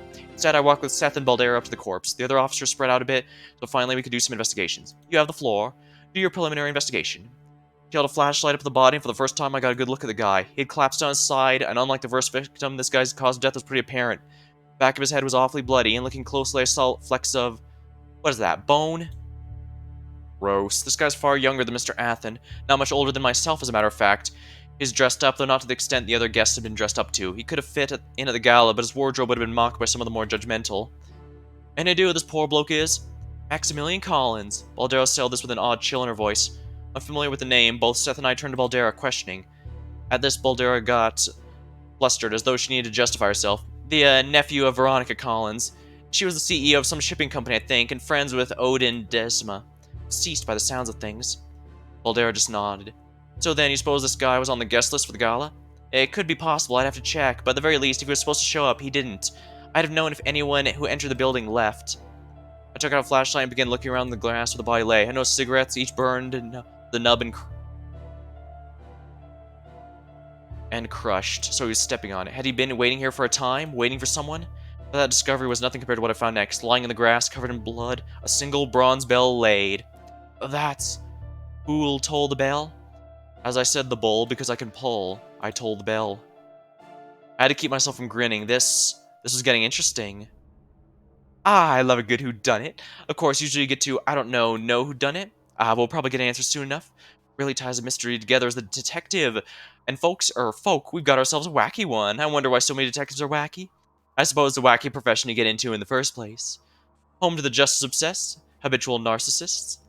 You have to be a degree of both to do what a detective does and feel like a good person. I guess if you're not a wacky detective, you're likely a depressed detective. Or both. Yeah, I once again point at Suishi from Danganronpa V3. Or maybe detectives are wacky because criminals are, and to catch someone out of your mind, you have to think like them, to be out of your mind yourself. Yeah, I mean, that doesn't actually mean anything or make any sense, but it sounds like it does, right? Whatever the case, Laverna certainly seems a lot less wacky in her head. How boring. You're wacky in your actions, but not in your thoughts. You can't be true. You're just eccentric. Let's move on. I fear if I say the word wacky one more time, it'll lose all meaning. Well, it is one of those inherently funny words to say over and over again. Like if you say the word assassin over... Whoops, I just did. Now the word's meaningless. And here I was going to make a joke about how if you say the word assassin too many times, it starts getting weird on you. You start realizing, hey, the word assassin has 2 asses in it. The arrogance of humanity. Let's talk the victim. Ooh, victims. Love me a double kill. Killing more than one person at a time has always felt a bit weird to me. Makes sense though, I suppose. If you're already dipping your toes in the murder waters, may as well just get your hair wet. Say, who do you think bit the bullet first? Athens or Max? Now isn't that a fun question? Why don't we bet on it? It'll be fun, you can pretend to be a detective yourself. What do you say? You think Athens or Max?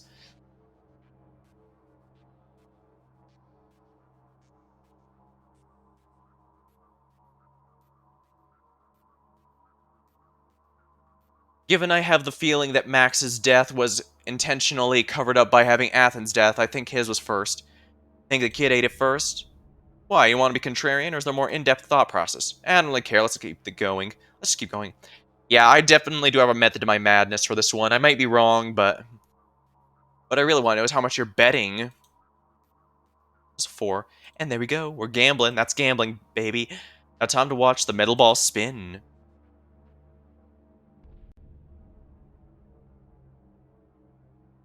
Locked with a bronze lock.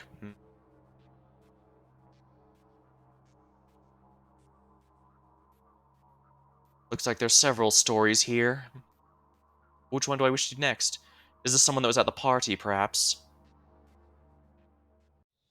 The Trump suit.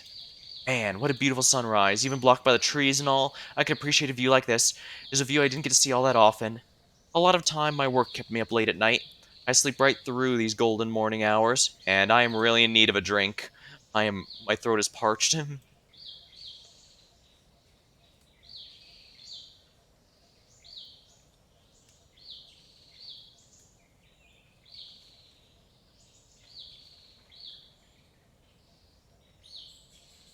Alright, that's a lot better. But for once, that had been taken to its logical extreme. My work went on for so long, it went straight through the night and kept me up for long enough to see the sunrise. I've been there, buddy. Though granted, for me, it's usually, either because I take early morning shifts or because, I was pulling an all-nighter when I was doing classes. Man, this is gonna mess up my sleep schedule. Who was I kidding? My sleep schedule's been fucked up for a long time. But once again, this is what I believe most nowadays would refer to as a mood. These beams of sunlight did indicate that I really had to get a move on.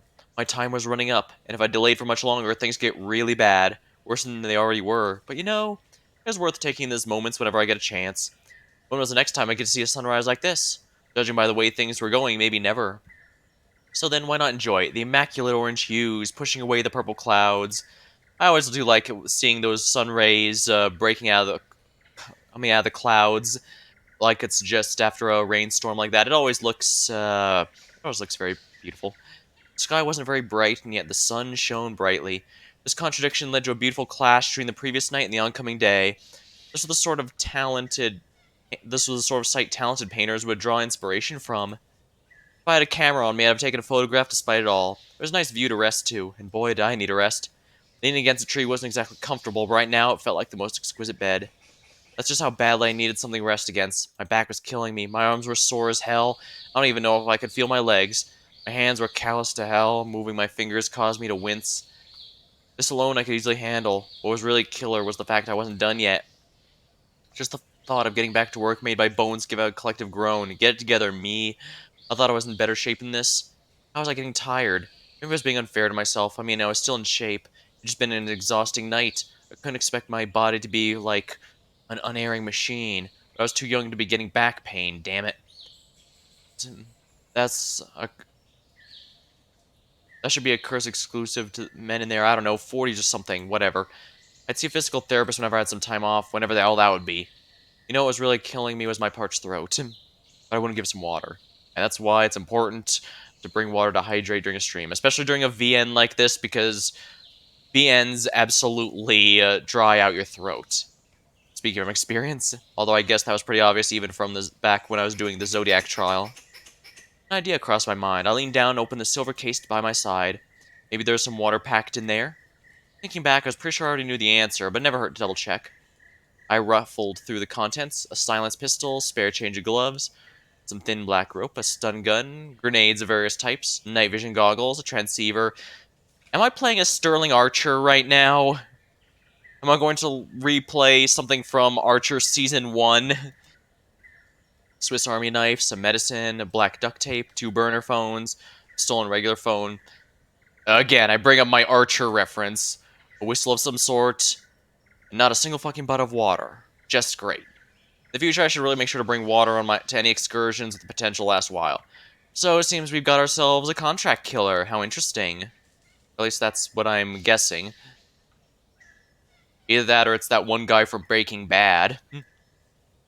Whatever, let's just get it over with. The more time I killed just standing around, the more risk I was accruing. It'd be best to just get it over with. I reached down the floor and grabbed a black glass helmet. No, that thing was really fucking annoying to wear. Not comfortable in the slightest. No small wonder I took it off when I was giving myself a moment to relax. I guess the question I posed myself was why I was even putting it on if that was the case. I was about to do a bit more physical labor. Surely restricting my breathing would hurt and not help, right? I mean, I wasn't a health nut, but it seemed like a no-brainer to me. I guess the principle of the thing, it's about playing a role. When you're in a role, it's best to inhabit that role in every aspect. Your thoughts, your clothing, your actions. You want to keep the character separate from your own person. Else you're going to be doing some pretty existential questioning in regards to your own selfness. There's a reason many actors had to complete mental breakdowns. So when I was doing a task like this, yeah, let's put on the mask, shall we? I walked over the nearby shovel and begrudgingly picked it up. Come on, no more stalling. Time to just, get to work. Dunk. I pushed the shovel into the dirt. My muscles burned, making the resistance to this act noted. Sorry, muscles, you don't get a say in this. Further and further down did I push until it was beneath a sizable chunk of dirt. Now for the hard part. If my muscles burned, they were on fire as I tried to shovel up out of the ground, scooping the dirt all around the while. Finally, I can plant my begonias. With such a quantity of dirt, I didn't exactly have the luxury to carefully move the shovel once in the air. I must have just flung the dirt and lifted in the direction I wanted. This method worked, filled with a bit more dirt, and again the process repeated.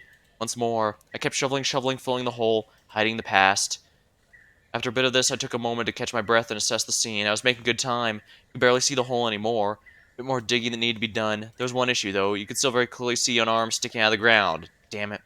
This is squarely my fault, I admit. I really should have set things up differently when I was placing the body in the hole in the first place. Yep, I knew it was a contract killing. If I'd been thinking, I would have thrown the man in arms first. But what about the legs? Maybe it was best to dismember his limbs. That definitely would have avoided the issue. I also would have gotten blood all over the place, but I can't exactly I could always just throw the bloody dirt in the hole as well. Overall, it probably would be more efficient, but I don't know. Doing that post-mortem seems just kind of messy and unnecessary. It was fine as it is, I just have to put some dirt over exposed arm, no problem. Honestly, if we're taking this from a hiding the body perspective, how deep the hole is doesn't really matter. If dogs were looking here, dogs would find it. To truly make a body properly disappear, you need a more thorough method than what I was handling. Still, I felt pretty confident nobody would find this body. This job was more than sufficient. For one, imagine finding this one spot in the middle of Panthea's forest area. It'd be like searching for a needle in a haystack. Really hard. You don't only search this hard if you're specifically looking for a body, and I was pretty sure nobody's looking for this body. I mean, people disappear all the time in Panthea, and this guy? Yeah, if he disappeared from the grid, it wouldn't cause a stir. It'd be difficult to even place where he was before he went missing. Yeah, I was covered on all sides. The gravesite I was digging for this would be this man's final resting place. Might as well make it a good one. I get back to work with a shovel. The breather didn't help. Shovel some dirt, throw in the hole, repeat, repeat. Ignore your aching body. This really was not much fun at all, but it had to be done. Soon enough, the arm was hidden. But just hiding the arm was enough. I didn't want a deer to trip over it or anything, so a bit more. Okay, it's probably buried now, but it's pretty obvious what had happened here. I need to cover my tracks better. Using the shovel, I evened the dirt out around the hole a bit more, making it all level for the most part. Finally, I started spreading some leaves and twigs over the whole place. There. If you're just walking by, it looked normal. If you're going for a hike, you'd walk over this corpse and never know it. That was that. For all intents and purposes, the man beneath my feet was no longer a problem. I thought about the guy for a moment. He didn't exactly go in a peaceful way, strangling. Yeah, it's gotta be rough. You're alive long enough to know exactly what's happening. Feel the pain, fear you'll soon be dead, eventually you run out of breath and slump to the ground. Oof. Poor guy didn't see it coming. He was just going about his business, standing by one of those trees before I came up beneath him. Well, I didn't feel guilty about it. I was doing what I had to do. It was him or me. If he didn't like the outcome, he shouldn't have gotten in this game. Still, seeing as nobody would ever see him again, it felt wrong to just completely abandon the spot without a second spot. Awkwardly, I got on one knee and put my hands together, and then I gave a little prayer, I guess. The whole thing felt a little weird. I mean, I certainly wasn't religious. I don't believe in any gods, any sort of afterlife, and I doubt this guy's soul would see any kind of salvation, so for this one person I barely knew that I owed nothing. Why, for this one person I barely knew that I owed nothing, did I take the time and pray for them? It's hard to say. Just a random compulsion, I guess. Yeah, just a whim, I guess. That's the most I can make out of my own actions. Wish you the best, man. May you rest in peace. Okay, that's enough of that. I guess what I'm getting out of this is that this murder was performed out of necessity and not out of animosity. He doesn't. It's not that he hates whoever the murder victim was. He just needed them out of the way for whatever reason, and decided to just pay respects or whatever, since it was just something that had to be done. I guess, as far as he's concerned, not something he did because he wanted to, just because he felt it was necessary. So, I guess is what I'm getting at. I got back on both feet. Time to make my way home. First things first, though, gotta get out of the damn forest. This much I can handle on my own, hopefully. Just to be sure, I took out one of the burner phones, opened a GPS. Okay, I was correct. The way back to the urban part was definitely 100% the direction I thought it was. Didn't hurt to check, though. If I spent an hour walking just to come by the seaside, I'd be proper pissed. So I began the walk. Something like this really made me regret ever think I like walk like these. There was a time and place for them, and that time and place definitely wasn't when you're already incredibly sore from a lot of work. I just have to pull through and endure. Map showed I wasn't that far from the urban area. The one thing I hoped to avoid, however, was any hikers. It had become early morning, but it should still be too early to run into anyone with some sense in them. Problem is, hikers aren't exactly known for their sense. They're the exact freaks that enjoyed walking up at this ungodly hour. Why, they could very well try going off the path hike and run into me. If that happened, whatever. Couldn't threat about hypotheticals. You just had to assume bad luck wouldn't strike and deal with things appropriately when it did. Yeah, it's like what Snake did in the last one. You can't. There's no said in the last game. There's no point in worrying about things you can't control. Just worry about things you can. Cross the bridge when you come to it, I think is a saying that's appropriate here. For too long, however, I had finished my trek uninterrupted. The dirt turned to pavement. I was at the city borders. Fantastic. I could take a cab back to my. Oh, damn! I couldn't do that, could I? I mean, it'd probably be fine. Plenty of people went for early morning hikes, like I said. Police wouldn't even know to look for anything. But wasn't this like the thing that people got caught for murders for when they were tricky to prove like this one? The thing that got Yeah, but wasn't this like the thing that got people caught for murders that were tricky to prove like this one? My mind was flash forwarding the trial. So, Mr. Cab Driver, the person before you definitely show up to ask you for your service in the morning. Oh, damn it. Fine, fine, fine. Sorry, Muscles. You lose to my long-term safety. I need the way back to my place from here. It wasn't that long of a walk. I just have to suck it up and live with it. Through gritted teeth, I continued my journey on foot, passed by closed stores, faceless towers, crosswalks, parking lots, supermarkets. Like I said, it was still that golden hour, too early for most sane people. You're actually more likely to see people out and about at 1 a.m. than you were to see them now. It's pretty nice, if a touch creepy, to see all these familiar streets without their usual hustle and bustle. A change of pace.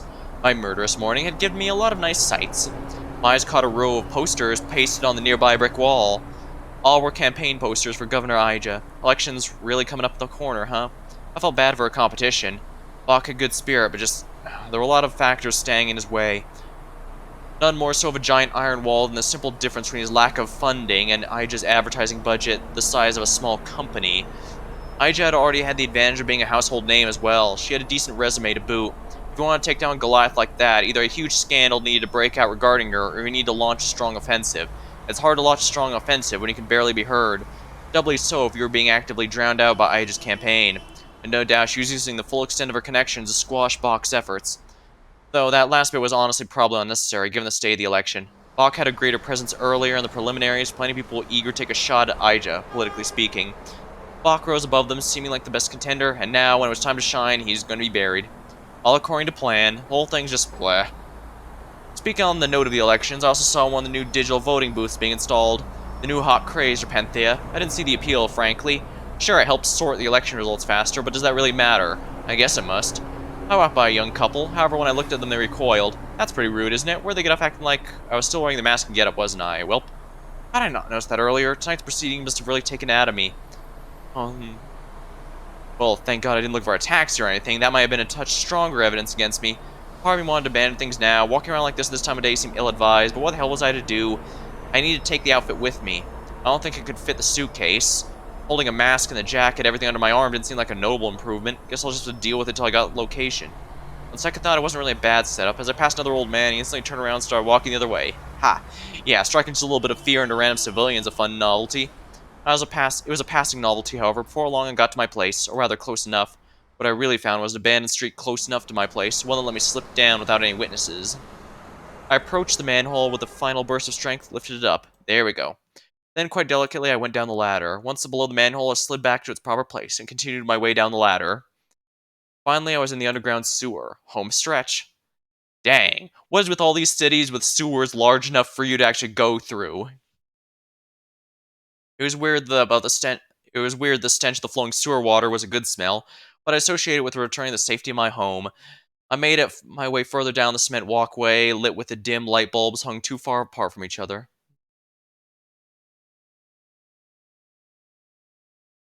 Yeah, they were hung too far apart from each other. Soon enough, I found a small stairway up. I walked up and faced a door. I fished in my pocket, pulled out a key, unlocked and opened it. Then I walked to a small closet-like area. I closed the door behind me and relocked it. Lightweight security to be sure, but I appreciated it. I stepped out of the storage closet into the stairwell. Made my way up 2 flights of stairs until I got to my floor. 2 doors down was my apartment. This was, to put it lightly, a unique way to get home. What can I say? I valued thoroughness. Panthea had multiple hotels. This one, however, had a nice little perk. One of its supply closets had a direct connection to Panthea's sewer system. Don't ask me why that was the case. I think it was a remnant of whatever this building used to be before becoming a hotel. Regardless, I'm thankful for it. It's why I chose my apartment to be in this building. I had scoped out this feature before choosing to live here, you see. Why else would I spend my time in an ill-maintained, cramped, low-quality place like this? Certainly not because of the stellar service. With this, whenever I wanted to go out, I'd just sneak out through the storage building, pop up somewhere through a manhole. Similarly, whenever I was making a return trip, I'd do the opposite approach. The main benefit, of course, is making it incredibly difficult to find where I actually spend my nights sleeping. Even if you were actively running surveillance on me or this hotel, it'd be difficult to tell. There are any number of reasons why somebody would want to hide where they lived in Panthea. I had several. Walking my apartment, it felt like I could literally hear the heavens singing. I was entering my own pearly gates. My small, dirty, one-room pearly gates. I wasn't a picky person. I don't need a lot of living space to be happy, and I definitely didn't need a lot of living space to be happy right now. So right now, I just need to be living. Damn, I had some rough nights, but that one might take the cake.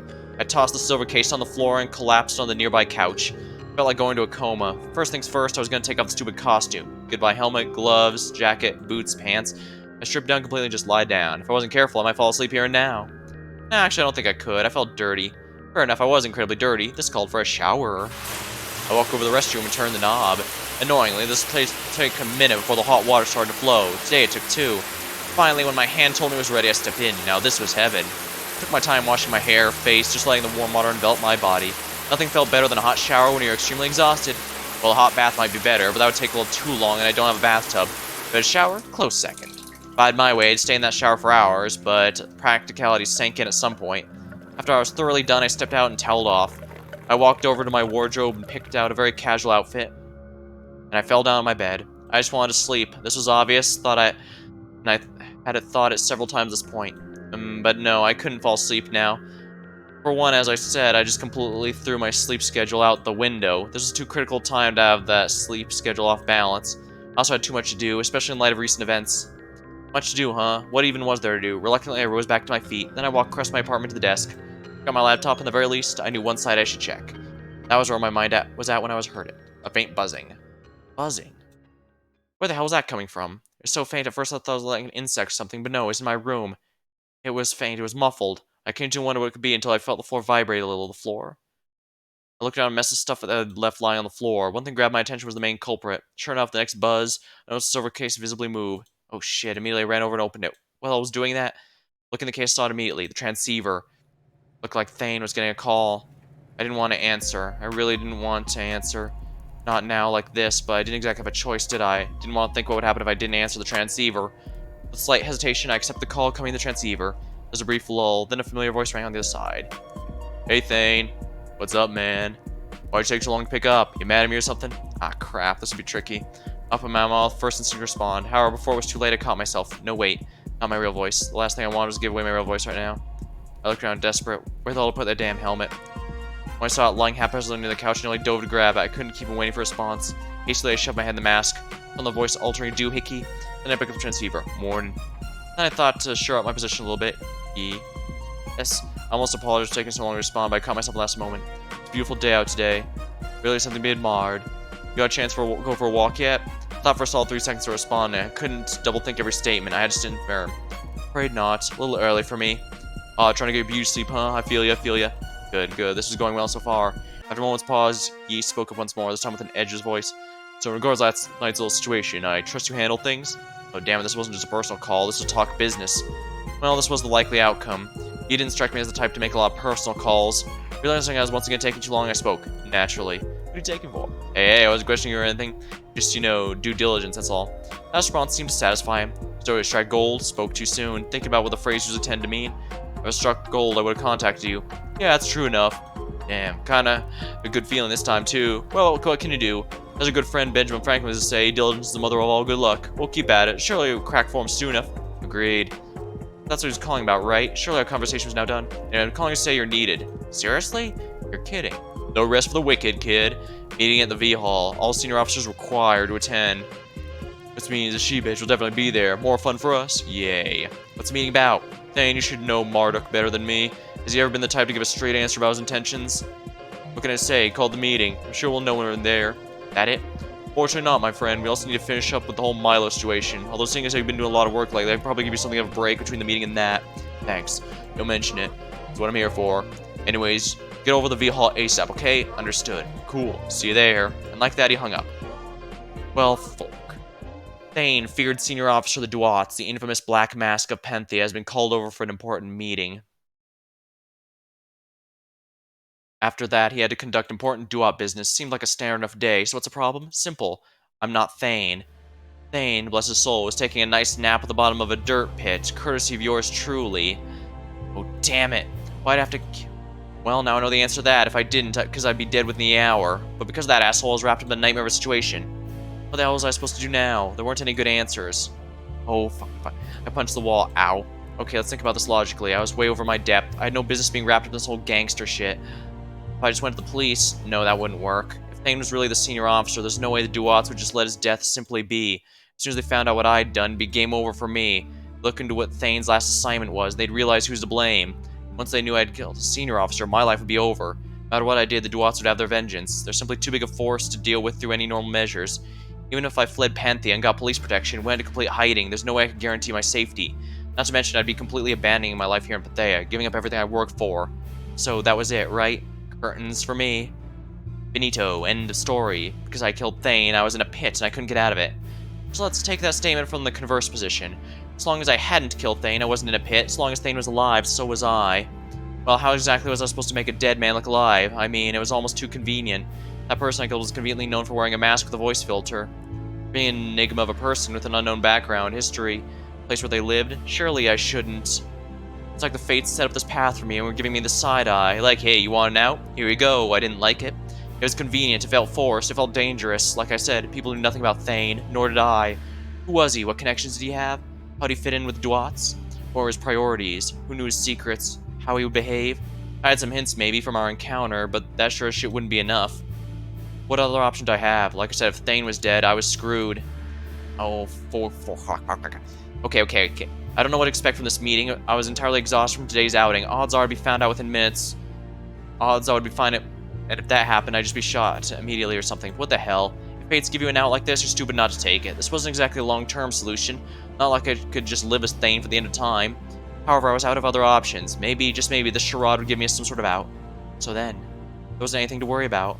I hadn't killed Thane. I was Thane. That's a simple truth. I was Thane, the shadow of Panthea. To the V-Hall I go. Whoa, how about that, Shinna? We got ourselves a bona fide actor up in here. I gotta say, there are a lot of ways to approach this sort of sticky situation, but the identity theft angle certainly takes guts. Indeed. It did require a lot of good setup to make this happen, but well, contrivances are required in order to get a story going, so it's why in the general sense people are a lot more forgiving of contrivances that start out a story. Yeah. Like, a lot of people... let's see here. Like, I guess the first Harry Potter book is a good example of this. A lot of people pointed out that it can almost... You could reasonably consider a plot hole for a lot of Harry not knowing about magic and all that before it's revealed to him and all that, but while it is a contrivance, it's a contrivance needed to get the story going. I guess what I'm saying here is a story contrivance is not inherently a bad thing. If you're making it, if you're making it as part of the opening setup, it's easier to accept because that's to get the whole story going. It's only an issue if it happens repeatedly down the line or it starts becoming a major issue for later events. Oh yeah. This is a very intriguing premise that I am absolutely on board with. And this freak thinks it's a safe option. Can you say skewed priorities much? I mean, power to them, but still. Anyways, what do you think this Thane fellow is? Certainly seems like bad news. Good thing he's already dead. Probably. Maybe. Who's to say? I think there's a lot more you need to learn about the world before you can start saying anything with confidence. And on that note, I think we should take advantage of that confusion. I think it's time for a bet. That's right, gambling. So what are we going to bet on? Oh, I know. Our troubled main character decided to assume Thane's identity. A risky prospect. One could easily go to shit. Think they'll really be able to keep it up? In more concrete terms, you think somebody will discover the real identity of Thane within the next 3 sessions of the stack?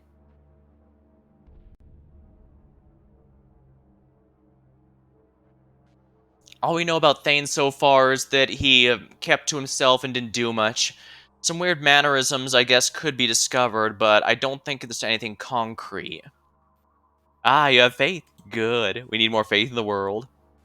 And I do need to win more chips. Okay, bet made. How many are you putting up for this? No, not... That's a bit too many. Alright, we have a bet. So let us enjoy the trials and tribulations of our newest bestest Thane with all our hearts.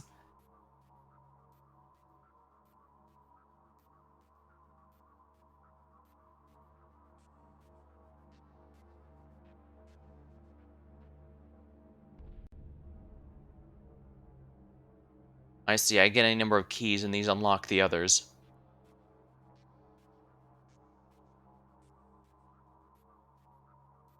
Alright, so the way it's looking here is we have 7 different characters we'll be seeing the story from, and my guess is they will all become relevant in the main process, because, I mean, we've already seen it. Our so-called Thane here was discussing the election coming up, and the murder mystery there takes place shortly before the election, which does bring up the interesting idea. So it looks like the election there is what this is all going to be revolving around.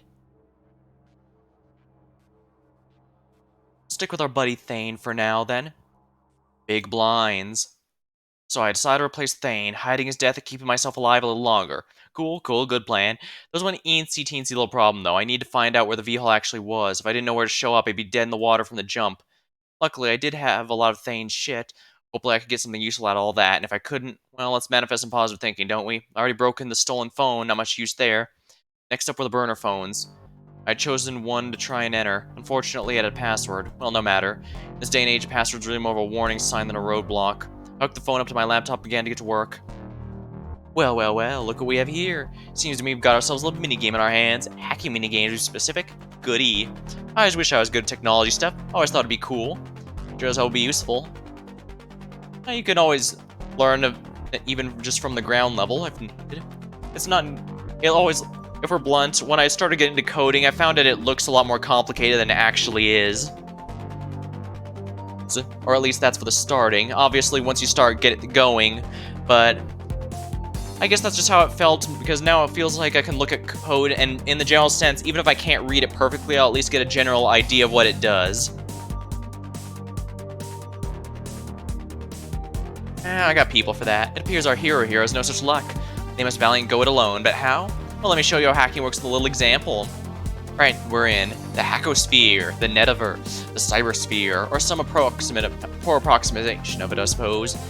Hey, don't get my ass for graphics. Running this whole thing's a lot of work. I have shit to do. Anyways, in front of us, we have a hacking grid. Right now, all 25 of these tiles alive. Simply by clicking on them, you can kill any of them. If you kill the right tiles, you submit your answer, hacking with success. Easy, right? Oh, you gotta actually figure out what the right tiles are, huh? That's a little more tricky, but no worries. It's all based off of a simple set of rules. Let me show you how it's done. Oh, this is gonna be Minesweeper, isn't it? First of all, you're never gonna have to kill a tile with a number on it. Just put that thought out of your head. See, the number describes the size of its region. A region is a group of live that are directly connected. That is to say, no diagonals. The region is, by its very definition, surrounded by dead tiles. So you see those puny 1 tiles? Pretty easy shit right there. Since the region is only 1 large, not a lot of thoughts needed to figure out the first move. There we go. Nice and isolated as it should be. Now there's the next important rule. Live tiles can only exist on a numbered region. No live tile stragglers allowed. I mean, that's just data that doesn't store any information. Can you say redundant? Right, I see 2 live tiles that cannot possibly connect to a numbered region. See them? Great. Let's kill them. Ooh yeah. Double kill. Alrighty, then what's next? Oh, right. You have to be careful about killing these cyber tiles. Don't want to completely fry the mainframe. Hacker speak. So you're not allowed to have a 2x2 square of dead tiles. The rule can be a real pain in the ass, so don't let it trip you up. With this rule, you can see what we need to do. Based off the number of tiles we've killed, there's now one tile we're not allowed to kill. The one right above the upper 2. That's fine, we'll just incorporate that into the 2's live region, so then let's create that region. Cool. What else? When there's something else I'm forgetting. Oh, any live region can only have one numbered tile on it. Each tile gets its own live region, simple precaution to prevent data overwrite. Bottom row, the 2 or 3 are looking awfully friendly. Can't have that now, can we? We should separate them by killing the tile between them. Oh, and if we do that, the region for 2 should be pretty simple, huh? Go ahead and do that for us. One itsy bitsy thing to remember. I know, last rule. All dead tiles must be directly connected, forming one large contiguous wall. Because hacker reasons, the dead tiles separating 2 and 3 is currently connected. Let's quickly fix that situation. And now we're in the final stretch. One region left, no rules, so you should be able to figure this step. Got it? Cool. I'd be worried for you if you didn't, to be honest. It's simple. We can't kill the tile right above 3, or we create a 2x2 square of dead tiles. We can't kill the number to the right, because that dead tile would be to the right of the 3, because that dead tile would be disconnected from the Great Dead Wall. Cross elimination, the 2 tiles to kill, bring the region to mere 3, or use the spot. And huzzah. Each number has its own live region, and with the correct number of directly connected live tiles. All the dead tiles directly connected, so there are no 2x2 dead squares.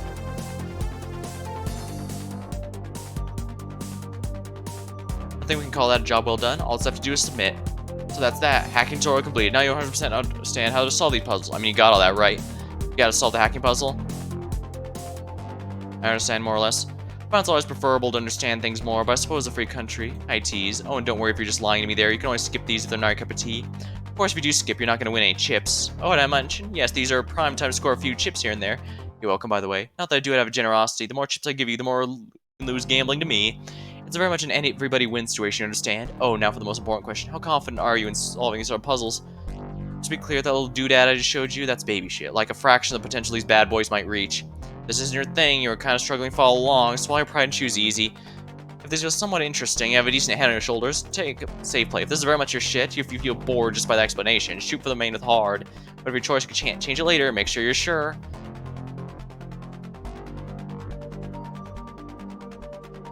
That's a solid choice. Standard right down the middle. A little boring, but what can you do?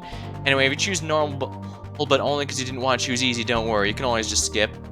Alright, I've thoroughly killed the pacing, and I'm sure you just want me to shove and get it hacking. Fair play. Go ahead. Oh, by the way, this hacking puzzle has yellow tiles.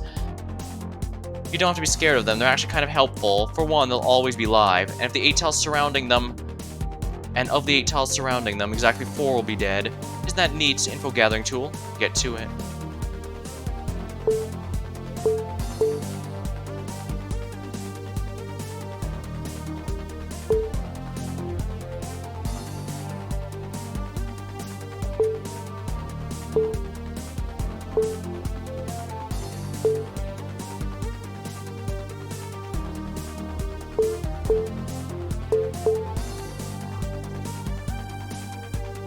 Hacking rules. Number must be in a group exactly.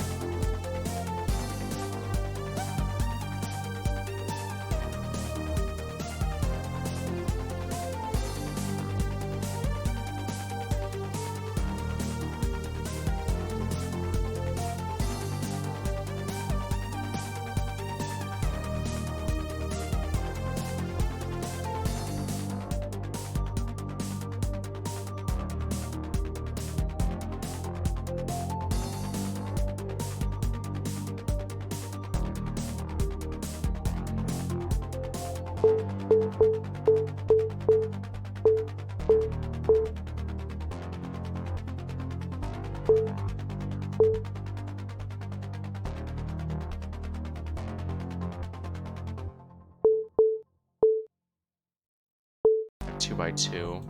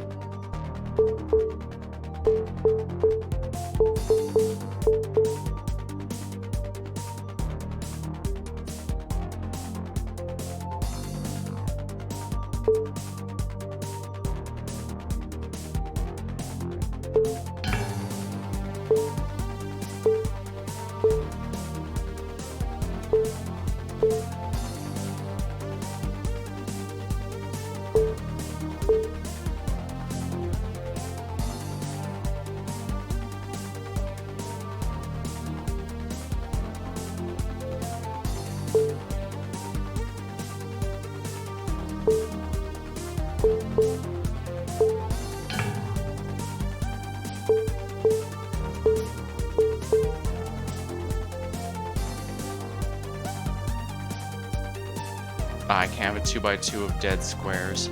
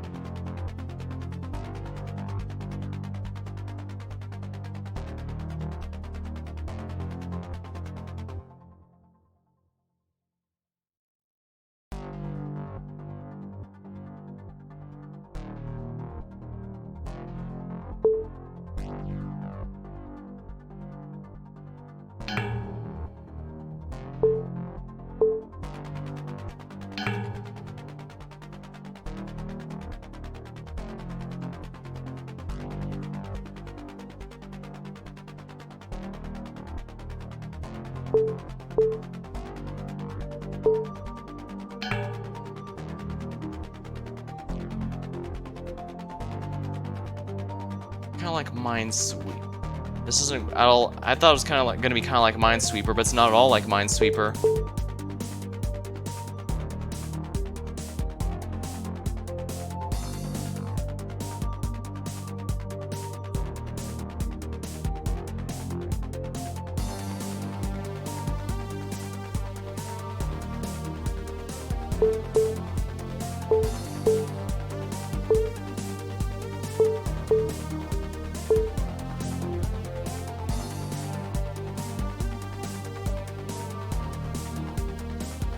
They certainly throw you in the deep end right away, don't they?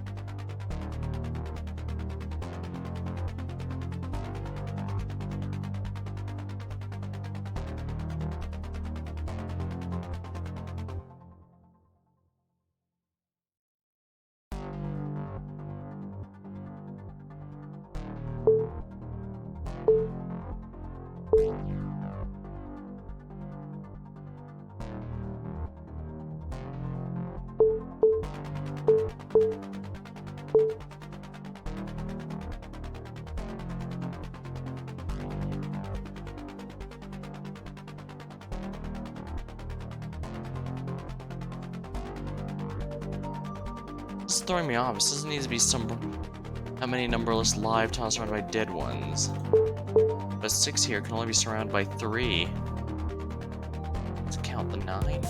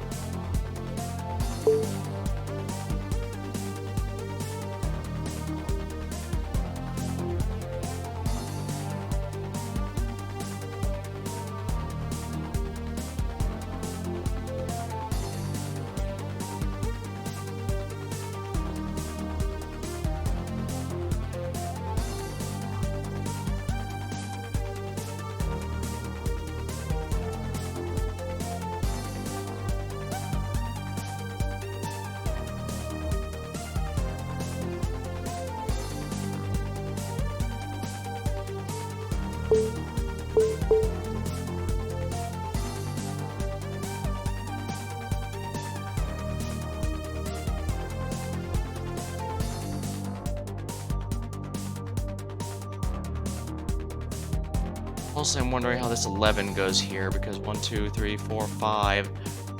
That's only 5. Where's the other 6 coming from?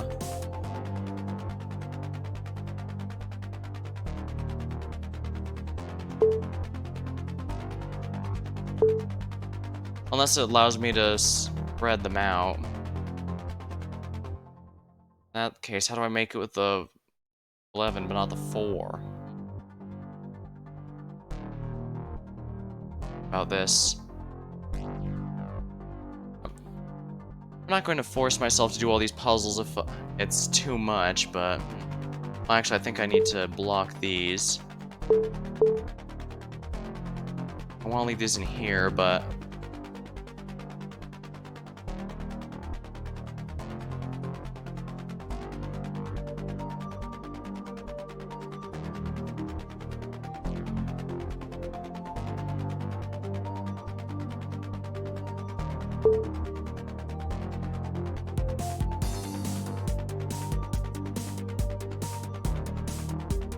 Seven, 8, 9, 10, 11.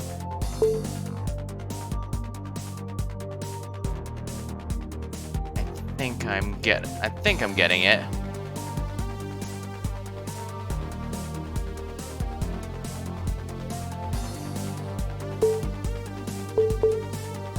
Maybe something like this then. 1, 2, 3.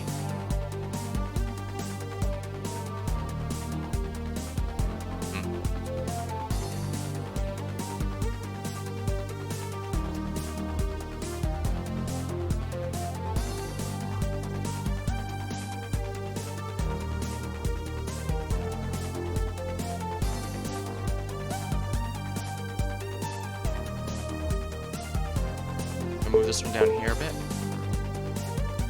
Can't have these two then, but maybe I can do this one. 1, 2, 5 maybe?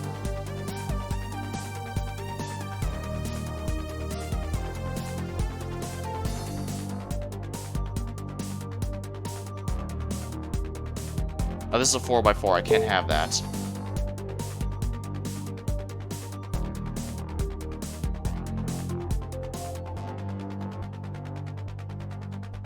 So yeah, these extend more than just the it's not just adjacent, is it?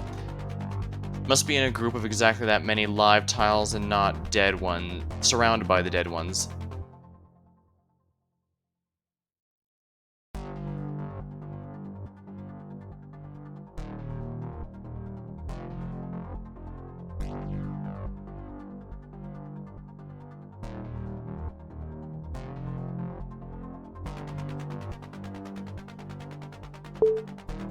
Pull this one, 2, 3. I should probably block this one. But I need to make this one live again then if I do that.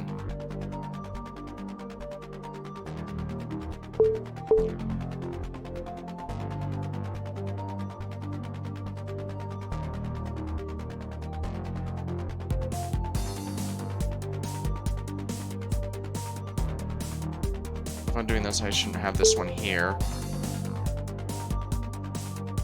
Oh yeah, that's 4 blank dead tiles here around the yellow one.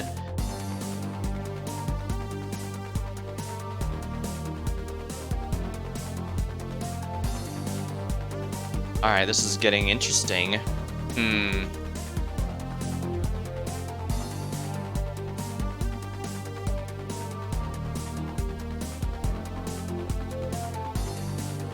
This is a bit more puzzle-solving than I was expecting, but I'm not against it.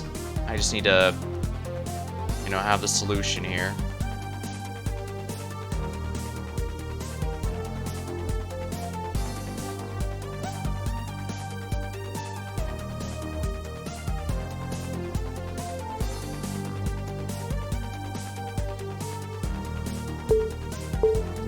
Maybe I can do this one here. 1, 2, 3, 1, 2, 3.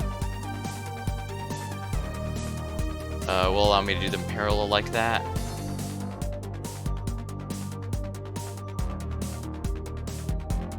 Where's 1, 2?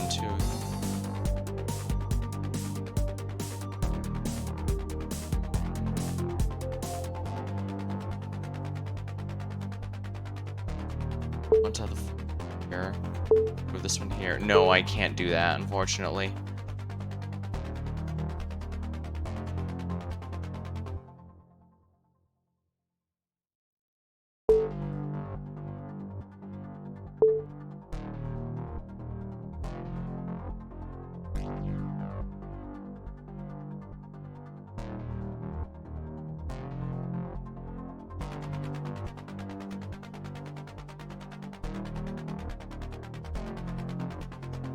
If I move this to the side here, block out this one. Block out that. There we are.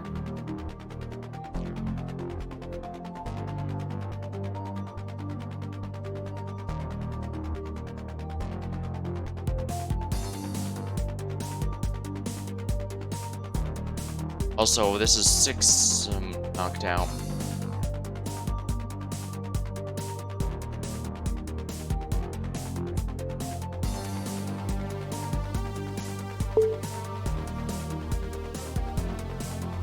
Two, three, 4, 5, 6, 7, 8, 9.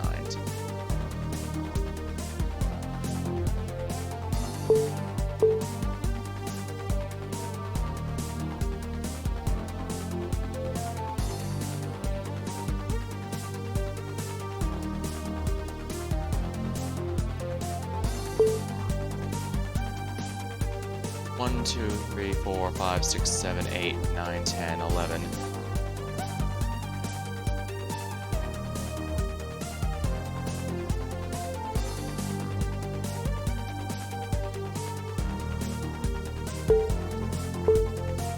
One, two, three, 4, 5, 6, 7, 8, 11.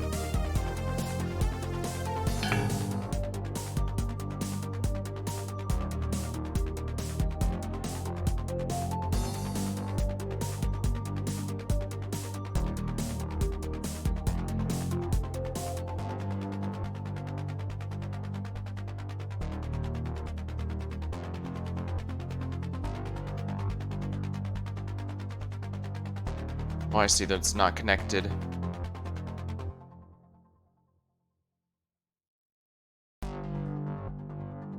One, two. Here we are.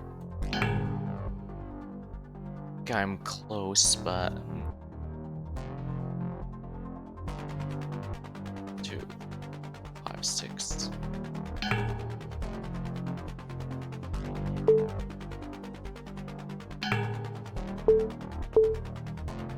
There we are. I can't believe I forgot that no 2x2 here. I think I'm close, but 2, 3.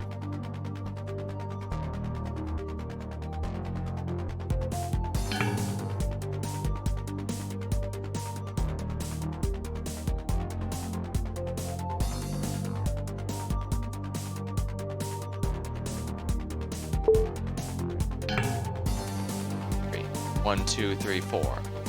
1, 2, 3. 1, 2, 3, 4. 1, 2. 1, 2, 3, 4, 5, 6. 1, 2, 3, 4, 5, 6, 7, 8, 9. 4. 1, 2, 3, 4, 5. 1, 2, 5, 6, 7, 8, 9, 10, 11. What am I doing wrong here? I think I have it.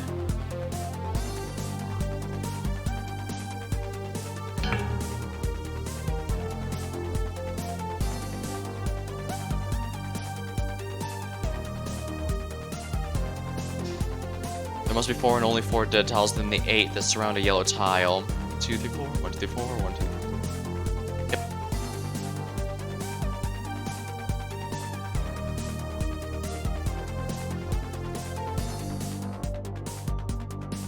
Yeah, I should have these. The connect. Yeah, this is all one continuous wall.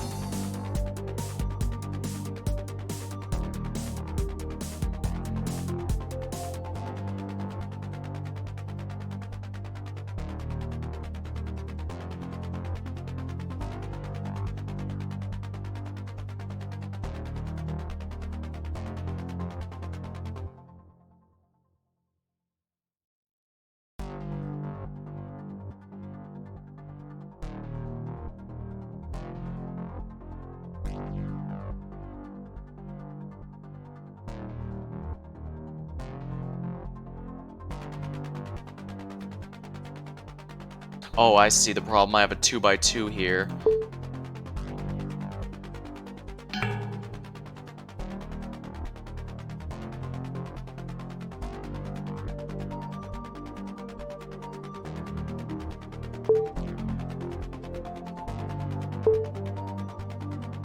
I can't place it here because this 4 will turn to a 5. Can't place it here because this 4 will... Well, this 5 will go to a 6.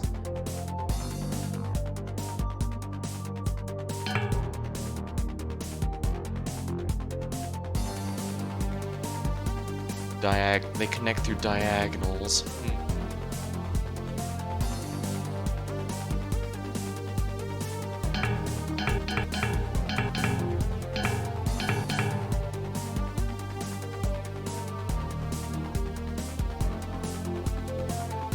One, 2, 3, 4, 5, 6, 7, 8, 10, 11.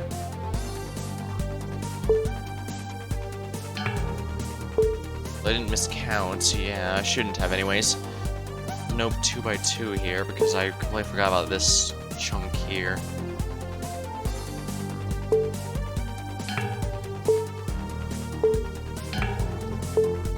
I hope it includes the... I thought when I was showing it included the number here, but that's it.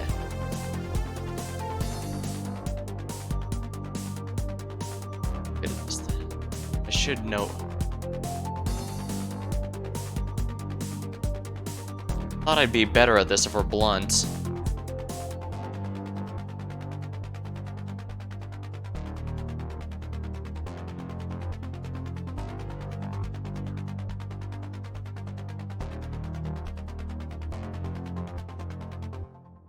Surrounded by dead time. They are.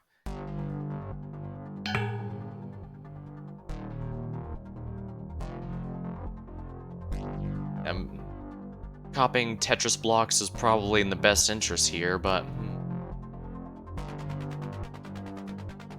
That'll be a 2x2 square of dead cells.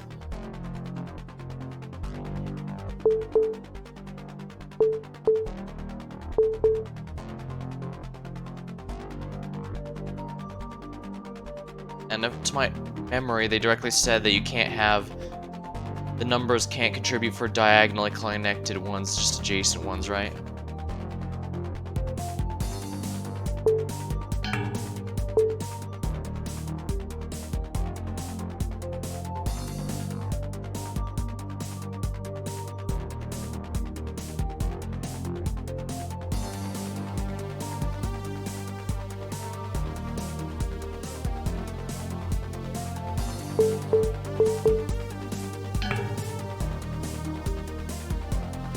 Yeah, if it counts a diagonal one, that's gonna be a little...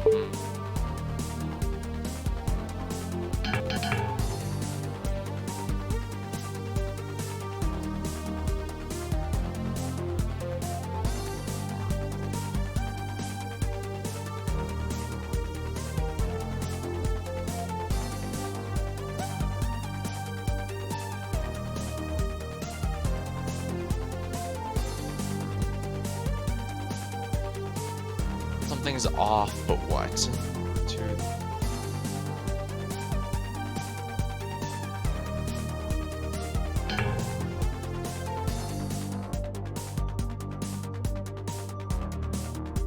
Off, but where?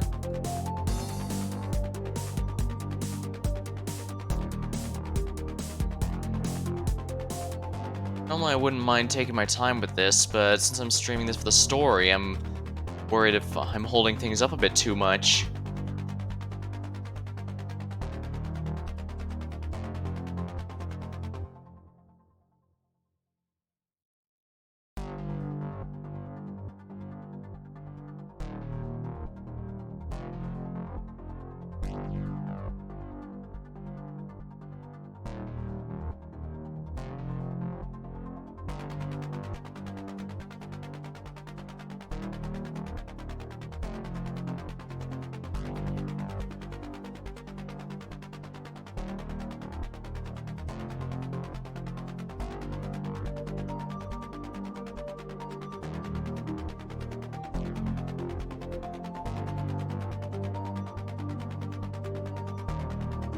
It's only 4, right? 2, 4. It's directly... Leo must be 4 and only 4 dead tiles within the 8 that surround a yellow tile. Of which, yes, those 4 are qualifying. Darn you, Tetris blocks. Yeah, I trusted you and you've thrown me off completely.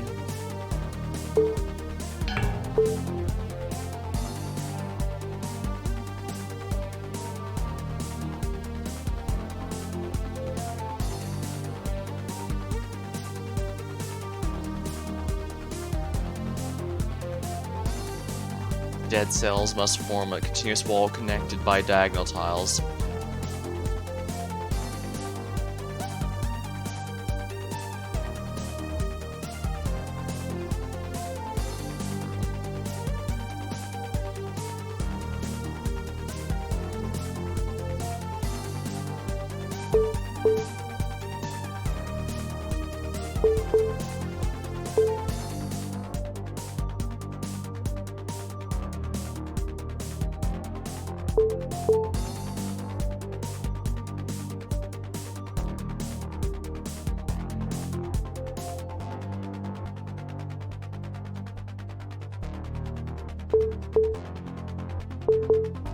Maybe it's specifically they have to be connected by diagonals. It's throwing me off, but if that's the case,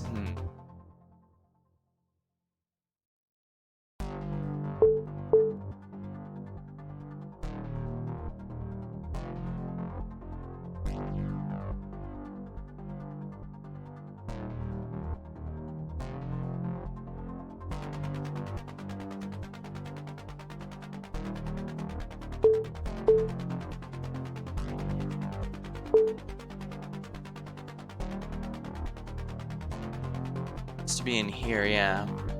But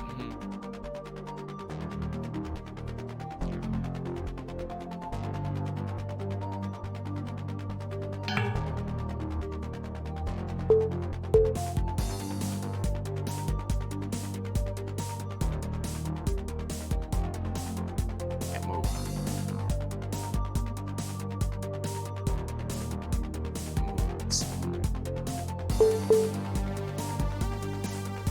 I can only assume it must be the diagonal connection that's throwing me off here.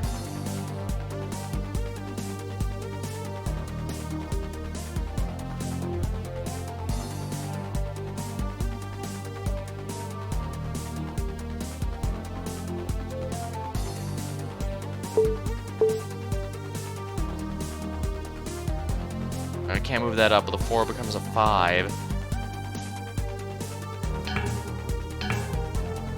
I won't let me move that one.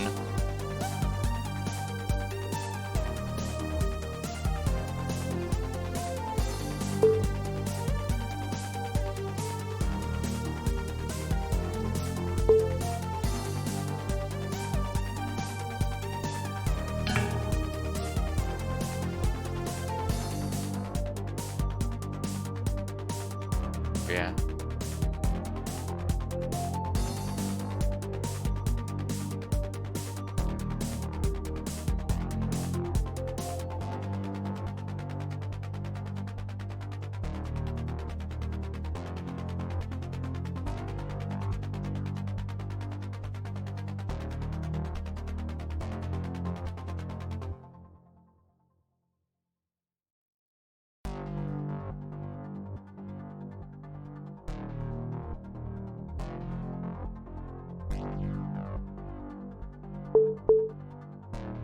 Yeah, if I go full Tetris block for this, L block for this one.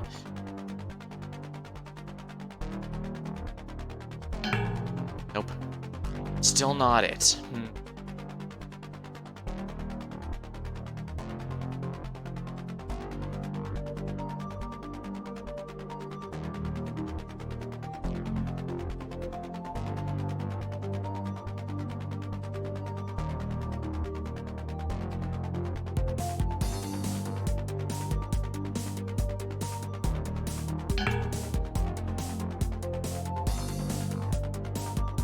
We're going on for this puzzle for 20 minutes. Again, I wouldn't be bothered, but I'm streaming this and I don't want to be stuck on this for far too long.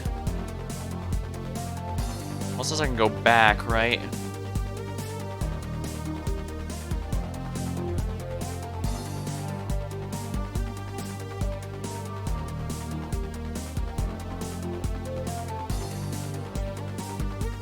I guess I can always do the puzzles again later. Like I said, I'm not gonna require myself for this particular playthrough, but I still do want to get them done, if only because it's actually pretty interesting puzzles. Mostly...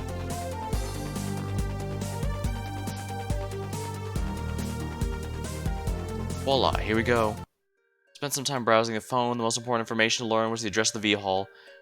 Since I was already in the phone's code, it wasn't hard to access locations this phone frequently visited. Cross-referencing that with text, I was able to get an address. Lucky me. Going through the rest of the phone, I read through it, subsequently memorized as much information as I could. This is only going to give me a partial picture, but at least had something of a cheat sheet for Thane's life. Or is it Thane? I had some building blocks, they were. I wanted to look through a lot more than I did, but Yi said I needed to get them ASAP and I already wasted a lot of time. There was one thing, however, that got me a great deal of unease. The contacts page. Thane named this phone Duop Burner Phone. So if this was the Duop Burner Phone, what was the other phone? For personal use? But you don't really need a burner for personal. I mean, if you're super paranoid of privacy, that could be Thane. This could be nothing to worry about, but why would you bring your own personal contact in your assassin briefcase? Maybe I was overthinking, or maybe the other one was important. I need to crack the other one, but again, time crunch. Going to my first Duop meeting. What'd I bring along? Something told me the full silver suitcase to something like this was the wrong approach. Maybe it wasn't. Was Thane the type to never go anywhere without a suitcase? I couldn't tell. In that case, could I talk my way out of it? Thane usually had it. It'd be easier to explain why he doesn't have it. If he usually doesn't have it, bringing it to the V-Hall is going to be a really, really bad idea. So the suitcase was out. What about a pistol? That felt reasonable. Maybe not. Like the suitcase, bringing a weapon might be taboo. I wasn't exactly a pro marksman either. There was also the question of how useful a pistol would actually be to me. If I had to use it, I'd probably already be too late, but having a gun afforded me options, the threat of it and all. Then again, maybe weird for him to be without a gun. Ultimately, I use the same decision-making process. Easier to explain the lack of a gun than a presence of one. I was going in the belly of a beast completely unarmed, with only a quarter knowledge needed to pull off a successful disguise. Awesome. Well, better rip off the bandage. I made my way over the V-Hall. I exited my hotel the usual way. Storage closet down the sewer. Made way through the sewers the other side of the city. The V-Hall, from what I could tell, used to be a production facility. That is, until it was purchased by Olimpo and then let go. Interesting, so we've got Norse and Olympian deities here. What an interesting world. The actual owner of the land was in limbo, but through some circumstances, the Duats owned it. Now all the actual machinery that went with it had been disposed of, and it served as the Duats' central lair for some time. This was pretty good info. Not super key info, mind you. There were some members... This was where members hung out, so naturally it's a little too conspicuous to keep anything truly damning. Still, in terms of understanding the layout of Panthea, it was a good piece to tuck away. I tried to go through the sewer with some amount of urgency. I was still too sore to break into a full sprint. However, I hadn't yet figured out where Thane usually lived, so I didn't know how long it would seemed to be reasonable for Thane to take. Eventually, I got close enough to the location. I climbed out of the sewer and walked the last bit above ground. There, that building must be the V-Hall. From the outside, it looked pretty run down. Probably the intent, huh? Hope keep a low profile. Alright, no turning back now. I approached the building with some sense of confidence. I was Thane, after all. Nothing in this building should give me any pause. I was a senior officer. Right up the front office and opened the door. Not locked, huh? Well, the guard standing by the door probably had something to do with that.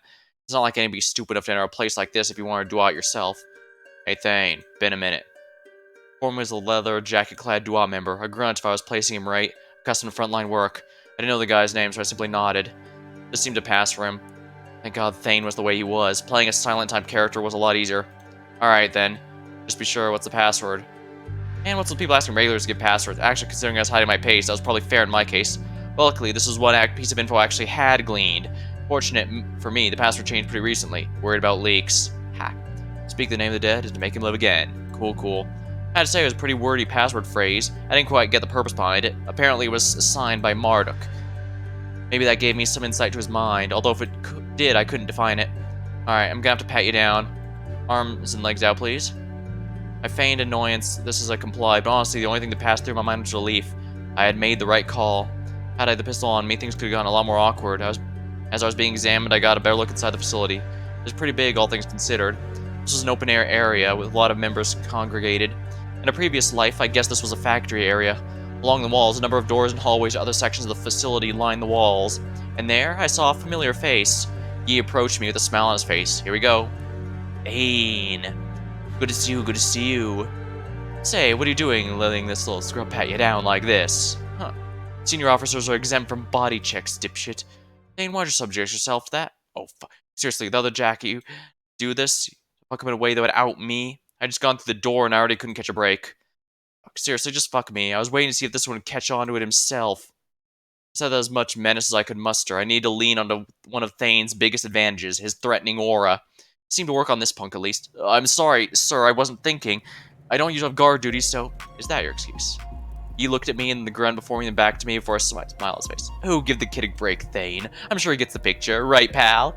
He gave the leather jacket a friendly punch on the shoulder. Of course, totally. I let the silence linger for a second longer. Don't do it again. And like that, I began to walk in the lion's den. He casually strode beside me. Hopefully that bluster had successfully gotten the heat off of me. Ah, Thane, why do you always have to pick on the little tykes like that? Did I? Awesome. You really that much of a sadist? Do you do it just for kicks? I merely shrugged. The problem I had right now is I wasn't quite sure how to approach him. I hadn't quite pegged the relationship. In theory, we were both senior officers, so were they colleagues. There's more to it than that, though. I need to pick up on Yi's vibes to understand how to proceed. The shrug was non-committal enough it wouldn't get me in any hot water. Say, what took you so long to get here? What, I fall in the toilet or something? Guess I was late then. To be expected, I suppose. I did take a while, but I must not have been too late. Got me at a bad time. Got here before the meeting began, didn't I? Ah, you got me there. Good, so Yi didn't feel like pushing the issue. That's a good sign for me. Another person walked over to Yi and I. It was a woman with red hair and glasses. Hey Yi, how are you two this lovely day? Laura, I'm doing just fine. Got a good night's sleep? Love that, great to hear. And you, Thane? I'm fine. Good. At first glance, things seem to be fine. However, Laura's very good at hiding her true intent. I was pretty good at reading body language, and it's clear Laura was extremely uneasy about Thane. She didn't want to bring it up, but something about him made her nervous. Thought back, yes, of course. I actually knew why Laura was nervous around Thane. All the better for me. Nervous people were less likely to push issues. Anything interesting happened this weekend, Laura? Ah, if only. I'm too boring to do much, unfortunately. I fall into regular patterns. I feel you there, sister. Yeah, as our protagonist said a moment ago, Thane likes to be imposing towards the lower ranks. So she's not nervous around us because she's suspicious of our true identity. It's because she's picked up on anything. It's because Thane is just always menacing and likes to mess with ones like her. Nowadays, I'm more and more inclined to curl up at home with a good book. I feel like I'm becoming an old man. What about you, Thane? Did you do anything worth talking about? Yeah, that figures. So what do you guys think this meeting's gonna be about? Marduk's been really hard to get a beat on. Ah, well, why speculate when we're gonna have the meeting in a few minutes anyway? I'd actually like to speculate, Yi. If I knew what I was getting into, I could better prepare. It's fun, silly. Just trying to make conversation. I suppose. My problem is that it's not like we have much to go on, so they're basically in the dark as much as we are. Marduk's always been a man of whims, and even more so these days. For all we know, he could have called us here on a random impulse. You know, I actually like that in a man. Someone willing to do what they want, when they want. Sort of confidence fitting for our head. Hey, don't get me wrong, far be it from me to question our supreme leader. Just saying that guessing what the meeting's about is going to be hard. There aren't exactly any recent events worth discussing, so feeling that it could be anything. Is that so? No recent events worth discussing, you think? Nothing comes to mind. Anything come to yours, Laura? No, can't say it does, unfortunately.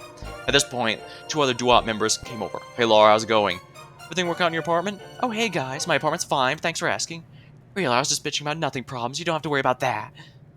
What about you two? Have you gone to see your sister yet? Not yet, I'm afraid. What, why? Afraid she's gonna be mad at us. Seriously? You two did all the work to pay for her surgery, she'll be thrilled to see you. And even if she's really mad about how you got the money, it's still worth just going down there and hashing out in person. You're right, as always. Look, we'll try to head down there whenever we get some free time. That's the spirit.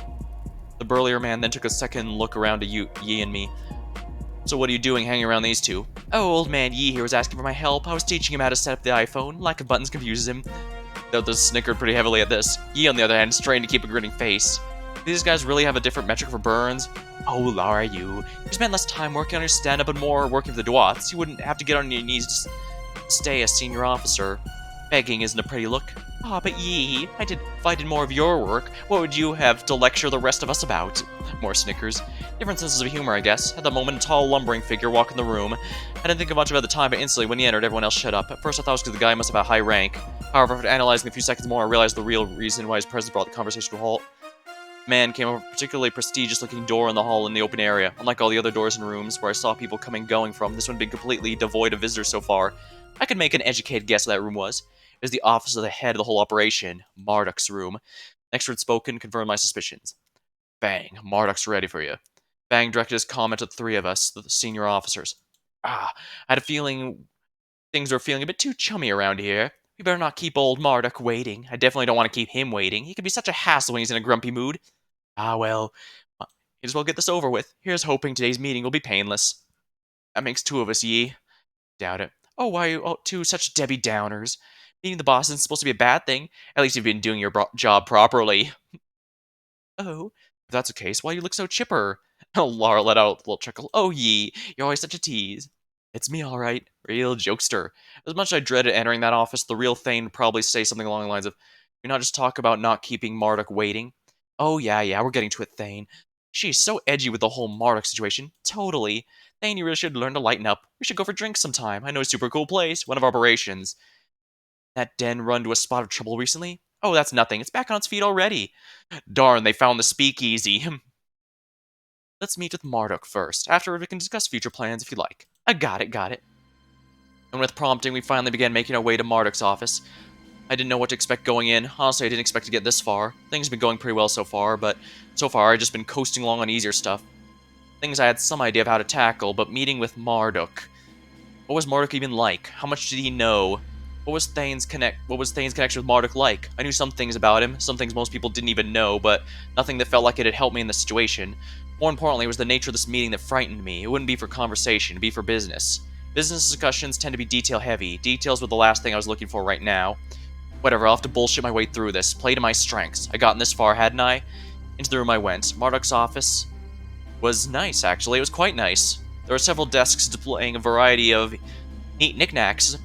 In the corner, a big potted plant grew. On the left wall, there were these windows which let light blue light pour into the room which was otherwise unlit.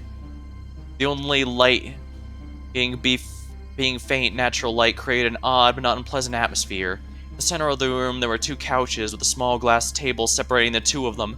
One was completely empty, and the other Marduk sat down. So there he was, head of the Duats. He certainly had an aura about him. I could tell by the age on his face he was also well past his prime. If I had to guess, well, I didn't have to guess. He was deceptively old.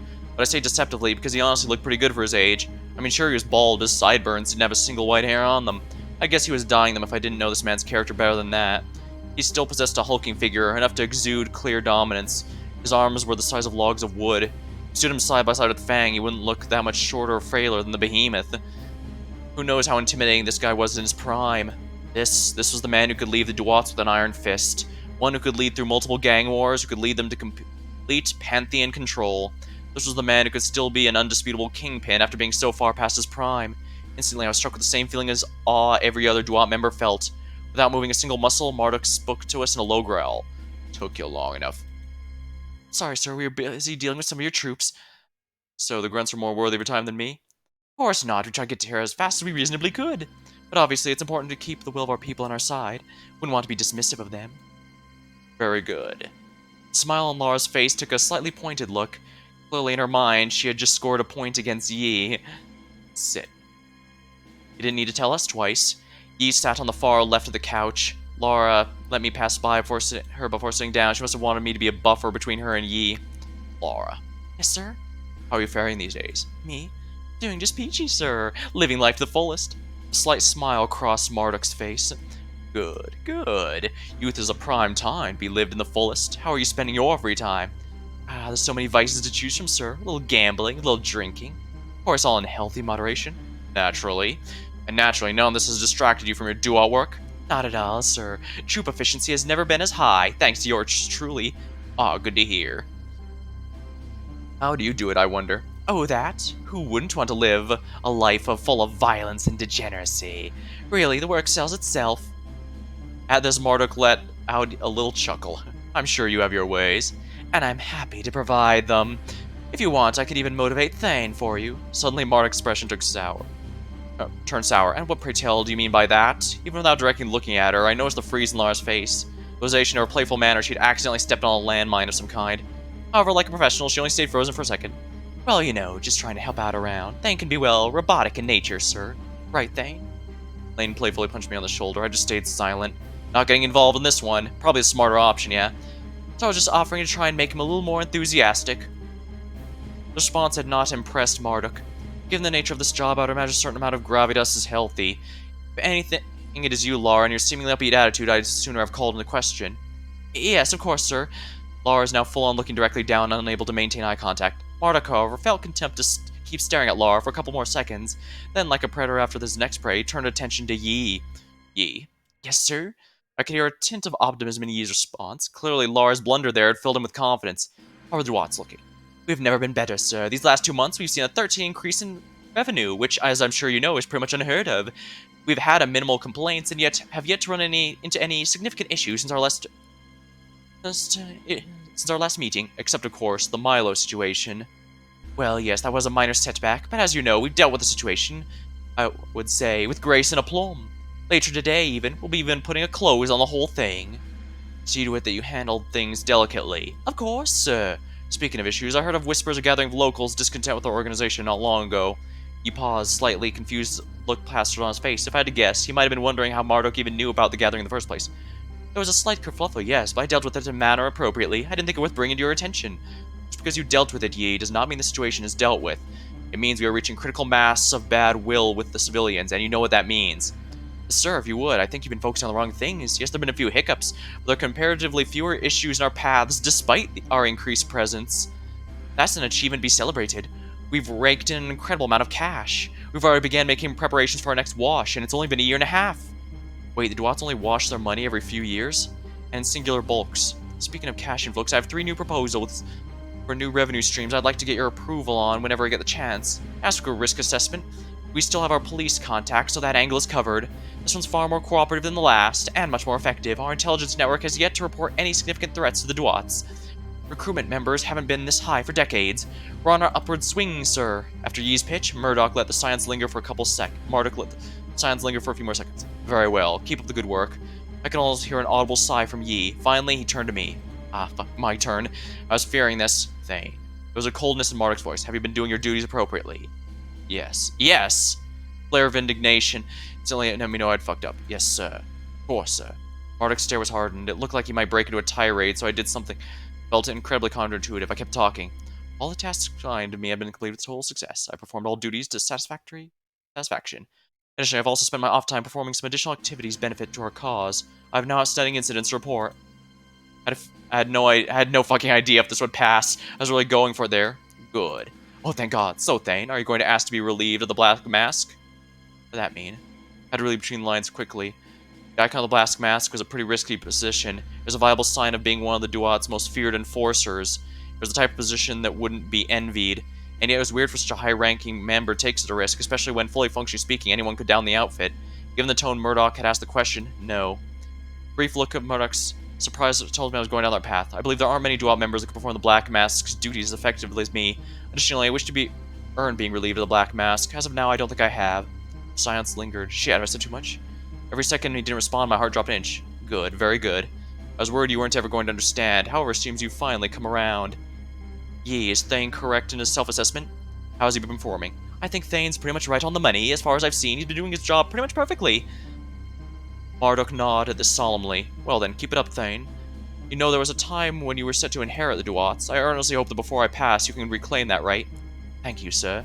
I hesitated saying this because I was keenly aware of the looks I had just been given by Lara and Yi. Neither of them had been pleasant, but that wasn't my biggest concern, because a pretty horrid thought just crossed my mind.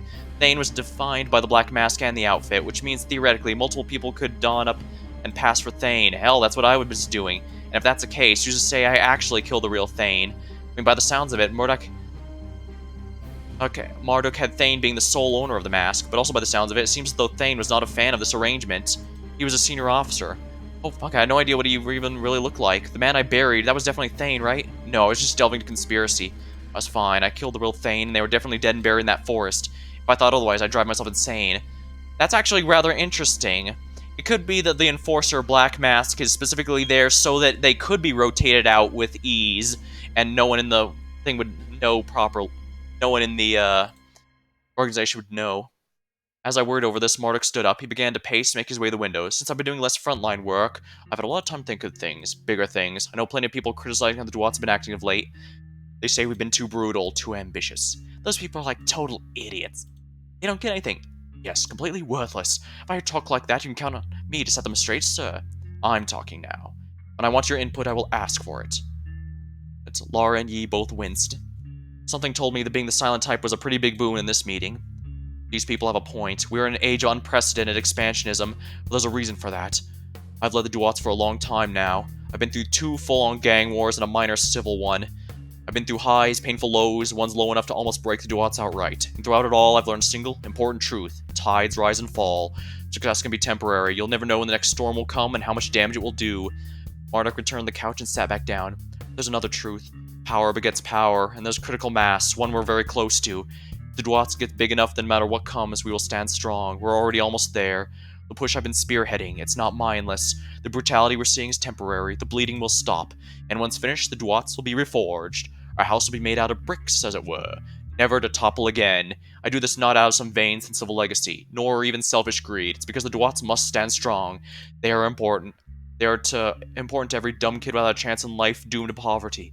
They're important to every person who's made mistakes and has nowhere else to go. In this world, there are a few key ways in which you can succeed traditionally. If you're lucky enough to be born wealthy, or born with natural intellect, or rare cases, stunning beauty, you can get ahead, but failing that, you are doomed. That is the Duat's most fundamental purpose, to be another way to gain power. Traditional society may not value strength or brutality, but that's because traditional society doesn't reward it. I say the path to riches should be open to all. The Duats must be that path afforded to no other ones. And so the path may stay strong. So too must the Duats. For the Duats to weather whatever storms come, they must have complete control, complete power. So then how should we do it? At this, Marduk paused. Excuse me, sir? I'm asking you, my senior officers, highly ranked members. We've been ambitious up till now, but we're not there yet. Let us strike while the iron's hot. How would you propose we increase our power? Marduk let this question linger in the air. Clearly it was a very important one to him, and giving the right answer was very important to the others. He was the first to speak up. Well, sir, no man can buy back his past, but he can surely buy his future. An ironclad rule that under capitalistic rule, money is the purest form of power. If you were to ask me, the best way we can secure Duat rule is to continue what we've been doing, increase our revenue. As I mentioned, I have a few proposals that I think you might be interested in. Eventually, we will keep raking in more and more, and we'll have enough raw cash to move mountains. In my opinion, the strongest walls are the ones made out of dollar bills. So your answer is simply continue how we are? The path to unbreakable power is incremental change. Such a response is utterly lacking the drive needed to truly bend the city to our will. Like that, he rebuffed Yi completely. Hoping to take advantage of Yi's failure, Lara pitched in a day of her own. As you so elegantly point out, sir, we've already got money. We should be looking for what we don't have, and right now, that's the people's support. You know who also has complete control? The government. History class has always taught me governments get their power from the consent of the people. I think if we spent a cash back in the community in some key places, that would go a long way. Believe in the power of the people, so your plan would have us seek approval from the masses. Naive. A true gang can never truly receive widespread support from civilians. Not true support, the type that matters. The people's respect is difficult to capture and even harder to utilize. The people's fear, on the other hand, is much more reliable. It seems as though Lara's pitch was also something of a miss. Something was also of a miss. Oh well, Lara, you did your best. With all eyes on me, I realized I was last out for my opinion. Shit, I should have been thinking about this while the others went, shouldn't I? I just need a good enough proposal. Stay the course, perhaps? Power is useful. Excuse me? Power is useful, nobody denies that. However, power attracts envy, it attracts enemies. If we did achieve true dominance, it might stop us from threats of the past, but it also attract entirely new threats, one we could not handle quite so easily. We should shore up our defenses, sure, but to keep expanding so recklessly, that only invites someone trying to dethrone us. Yeah, our friend Thane here brings up a good point. As they say, whenever you put yourself on a pedestal, there will inevitably be those who wish to knock you off and place themselves there in your place. And if somebody does come threatening the Duats, we will break their nose and throw them in the dirt, like we do all of our enemies. True power is the ability to resist the jealous and hateful. Strive for less in fear of problems may bring a simple cowardice, plain and simple. Well, that could have gone better. I would have been feeling pretty shitty right now had Marduk not rebuffed those ideas as well. Seems like we all failed in whatever test Marduk was presenting for us. He sighed deeply, putting his head in his hands. He was not happy with this result. Of course you all can't see the true vision. Then Marduk lifted his head and rolled his neck. There's only one person who truly understands my will, and they aren't in this room. At this, they both tensed up, and Marduk continued. The fact they will not join the Duats is a tragedy. Instead, I'm left with a lot of you. As I grow weaker and feebler, all I built up to fall in the hands of one will fall into the hands of one of you. Can any of you truly hold up such a burden? Will you be able to live up to the great expectations thrust upon you? I doubt it. None of us knew how to respond to this. We all just avoided Marduk's gaze. Sheesh, I wasn't even Duat, I was feeling pretty dejected by him. Is this how he treated? This was how he treated senior officers. Part of me was surprised there hadn't yet been a mutiny. Although part of me understood completely. Marduk spoke and moved with such an air of superiority that even I wanted nothing but his approval. Marduk let out a loud sigh. Every day I live closer to my death. I look back and miss the days that have passed me by. How I long for those older days. Back when I was still in action. Back when I was a master of sword, gun, and spear. I still remember my tenure as a serpent with pristine clarity. When I was powerful, when I could do things for myself, when I was building something. Nowadays I build and build this group with more and more, and yet it is never enough. I fear it won't be enough, not before I go. All I get for my efforts is spite and vitriol. Well, this is awkward. None of us really knew what to say at that point. We just sit there. Oh crap, there's a bot here. Let me ban them real quick. Sorry about that. Strange. Usually they don't pop up when I'm doing obscure indie games like this. Oh, I guess we could just sit there. Or until he decided to let us go. It reminded me of being reprimanded by my parents. Wasn't a good reminder, that's for sure. However, at this point, Marduk looked at us and realized the listless ranting wasn't exactly going anywhere productive. Without a final sigh and switch gears. This isn't the time for such words. They should be reserved for a deathbed, and I certainly still have a few more strong years within me. You all look dejected, disheartened you've all failed to gain my approval. Well, there's no one to blame for that but yourselves. You wish to truly remedy the situation, then I have a simple command for you. Be better. Be better, a simple sentiment, and yet I could feel the force behind those words. He wasn't just saying that lightly. None of you are senior officers haphazardly. You all have greatness within you, and I can sense it. I could very well see any one of you becoming someone worthy of succeeding the Duats. I hope someday to be that person, sir. Agreed. I'll just be sure to keep striving to be more worthy leader, just like you strive to improve the Duats. I decided to stay silent for now. Very well, then. I just called here to check up on you. We should have more regular meetings with the senior officers. Please don't. For now, continue as you are. Yi, we can discuss these proposals of you for additional revenue streams at a later date. Knowing you, I'm sure they'll be fine, but I still want to look them over. Of course, sir. Then there was an awkward pause. After a few moments, Marduk spoke up once more. You're all dismissed. Well, with this, he waved his finger outwards. We didn't need to be told twice. Yi, Laura, and I got on our feet and began to leave the office. That could have gone better. For Thane, that is. What does this mean for me? Specifically in the terms of whole getting away from the Duats angle sort of thing. Hard to say. Clearly there's a struggle who would inherit the leadership. I could surmise Thane at one point was in the lead, but for some reason messed up massively and is now in last place. However, Marduk still wants, on some level, Thane to succeed him, I guess. At the end, it felt like there was no one truly fitting. To some extent, I had to agree. I mean, fuck the Duats and all, but as far as I could tell, neither Laura nor Yi really carried Marduk's will with them. If either took charge, it'd undoubtedly go in a drastically different direction. And if Thane, let's not even consider that. Although on that note, what would happen if Marduk happened to die in the near future? Do you have some sort of will proclaiming he would succeed him? If there was such a thing, would it even be acknowledged by the others? No doubt, Marduk made a decision and publicly passed headship of the Duats to one of the senior officers in front of everybody. The others would just have to grind their teeth and accept it. But a will? Or here's a scary thought, what if there wasn't something like that? Would it just devolve into a straight-up civil war? Seemed plausible. Part of me wondered if this ambiguity was intentional on Marduk's part. If the fate of the Duats was in the air, undecided, it would be difficult for any particularly ambitious figure to try and speed up the process. As we exited, Yi draped his arm over my shoulder. Then in a low voice he spoke. Oh, don't let him get you too down, Thane. He'll keel over and die soon enough. With that, he steered over, walking to a nearby room at the side of the wall. I noticed Laura giving a side eye as we walked in that direction. However, she didn't say anything. Which means I had no excuse. I had to walk with Yi right over to this unknown door. Entering, I was instantly washed in a completely different vibe from Marduk's office. There were maybe 5 lamps all around, each completely superfluous.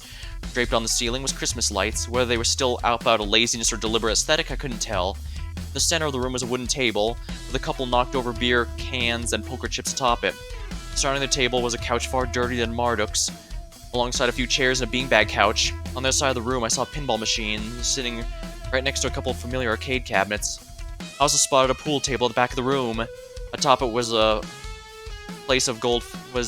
out-of-place gold-flecked vase. Sitting next to the door was just entered a tiny mini-fridge with a microwave haphazardly lying atop of it. I knew what this was. This was the bona fide man cave. I guess even violent gangs had hangout spots like this. There were 3 other men already inside the room. Previously seen Goliath, a heavy-set man with horrible fashion sense, a younger guy wearing far too much denim. Ouchie. So Yi, how was the meeting? About what could be expected. That she-bitch was Frenching the boss's ass. Meanwhile, Marduk proved his growing senility. This one kind of took the cake, though. Towards the end, I legitimately thought he was in a different time zone. Almost felt a bit bad for him. The elderly's loss of reality is truly horrifying prospect. Apparently not that horrifying if you're willing to joke about it like this. Wow. Must have been hard for you. What would it feel bad of the old man, huh? Almost, Zia. I said almost. Was anything of use accomplished? If anything of use was accomplished, Fang, I would have said so, okay?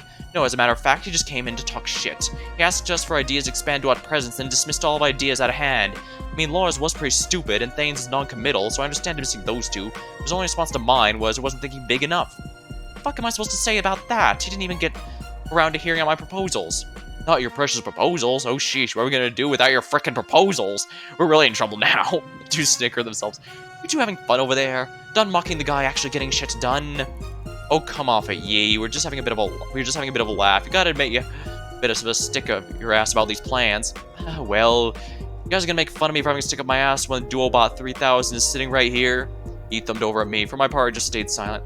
That's no fun. Yeah, Thane never reacts to shit. Kinda sucks the fun out of making fun of him, you get it? So sorry about that. Oh, sarcasm. Your router must have gotten an update. That metaphor doesn't make sense. Ah, now it's more like it. Fang turned to Yi, trying to keep the conversation on track. Even if nothing of substance was discussed, it's still a meeting of the senior officers. Those are far from meaningless. How is the war progressing? At this, Yi took a long pause. He seemed to seriously be weighing the question. Well, a wash? Laura's ass-kissing's definitely backfired a time or two, but if I'm being honest, I don't think I was exactly killing it in the old man's eyes either. Honestly, if it wasn't for his last answer, I would have said Thane was the one who got the most out of it today. Zia nearly finished the beer he was drinking through his can at the nearby trash can. He missed and it bounced off to lie with a half-dozen other misses. We're gonna have to start seriously wondering what we're gonna do if Laura gets to do our headship, because if that happens, we're all sort of fucked. Oh, please, there's no need to be scared about something that won't happen. Worry often gives a small thing a big shadow. Sure, that she-bitch might be a bit more popular with the grunts, but even with half his wits, Marduk still doesn't respect shallow shit like that. He has, and always will, prioritize results. He knows who brings in his cash. He knows who served him the best. Then Yi punched me on the shoulder, and besides, it's 2-on-1. That girl ain't got a chance in hell. That little speech elicited some cheering from Xochi and Zia. However, it just brought me some concern. I don't know whether or not Yi meant to be explicit, but I saw the look he gave me back in Murdoch's office. He didn't want to stop Laura from claiming the Duat. He wanted the headship. Did I really trust Yi? From everything I could tell, the real Thane did trust him, so I guess I had to follow suit with that. So, gentlemen, how have you been? How's it been going with your rich personal lives? Not much with me. Gia's acting more of a dipshit than usual. We got in a fight recently. You two in a fight? You don't say. Zia shot Xochi a dirty look. Yeah, well, she sent me a text earlier this morning saying she was going to be blowing off work because she didn't want to see me. Seriously? She's just not going to do Duat work? Forget her. She's a major buzzkill anyways. I'm sure she'll get over herself for too long. What about you, Xochi? How have you been? Not great, Yi. Not great indeed. Yeah, I think that, unfortunately, I'm getting kind of a Star Wars Master and Apprentice vibe out of the three here, trying to seek the ownership of Duat. As much as Yi here is trying to imply he wants anyone except Lara to win, it's pretty clear he only wants himself to win.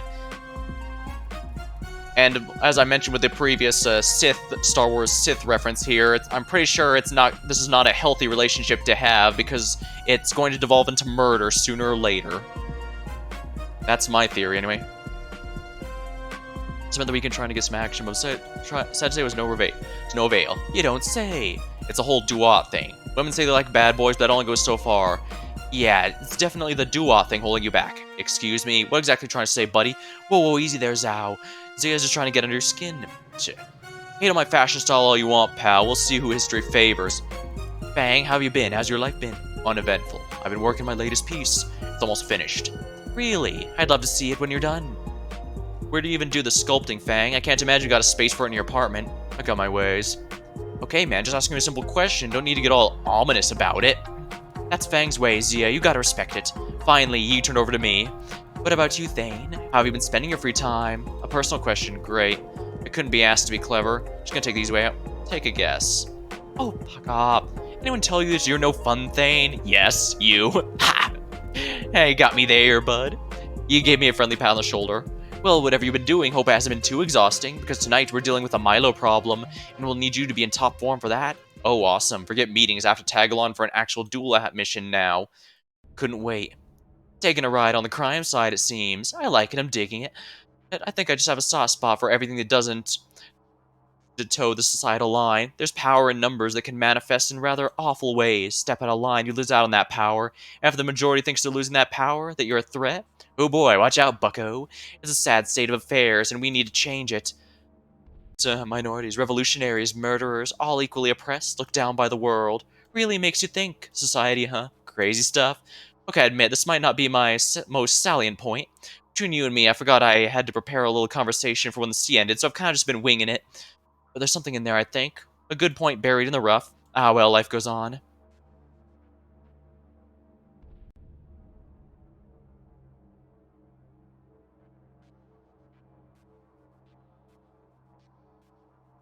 We're going to continue one more. Polarized. Alright, we're going to go with one more here, and then I'll call the stream. This is being really engaging, pretty engaging so far. We got to see one of the quote-unquote heroes because we're the private investigator, but now we're also a quote-unquote bad guy, a murderer taking this, who has been forced to take the role of a hitman, disguise themselves as a hitman.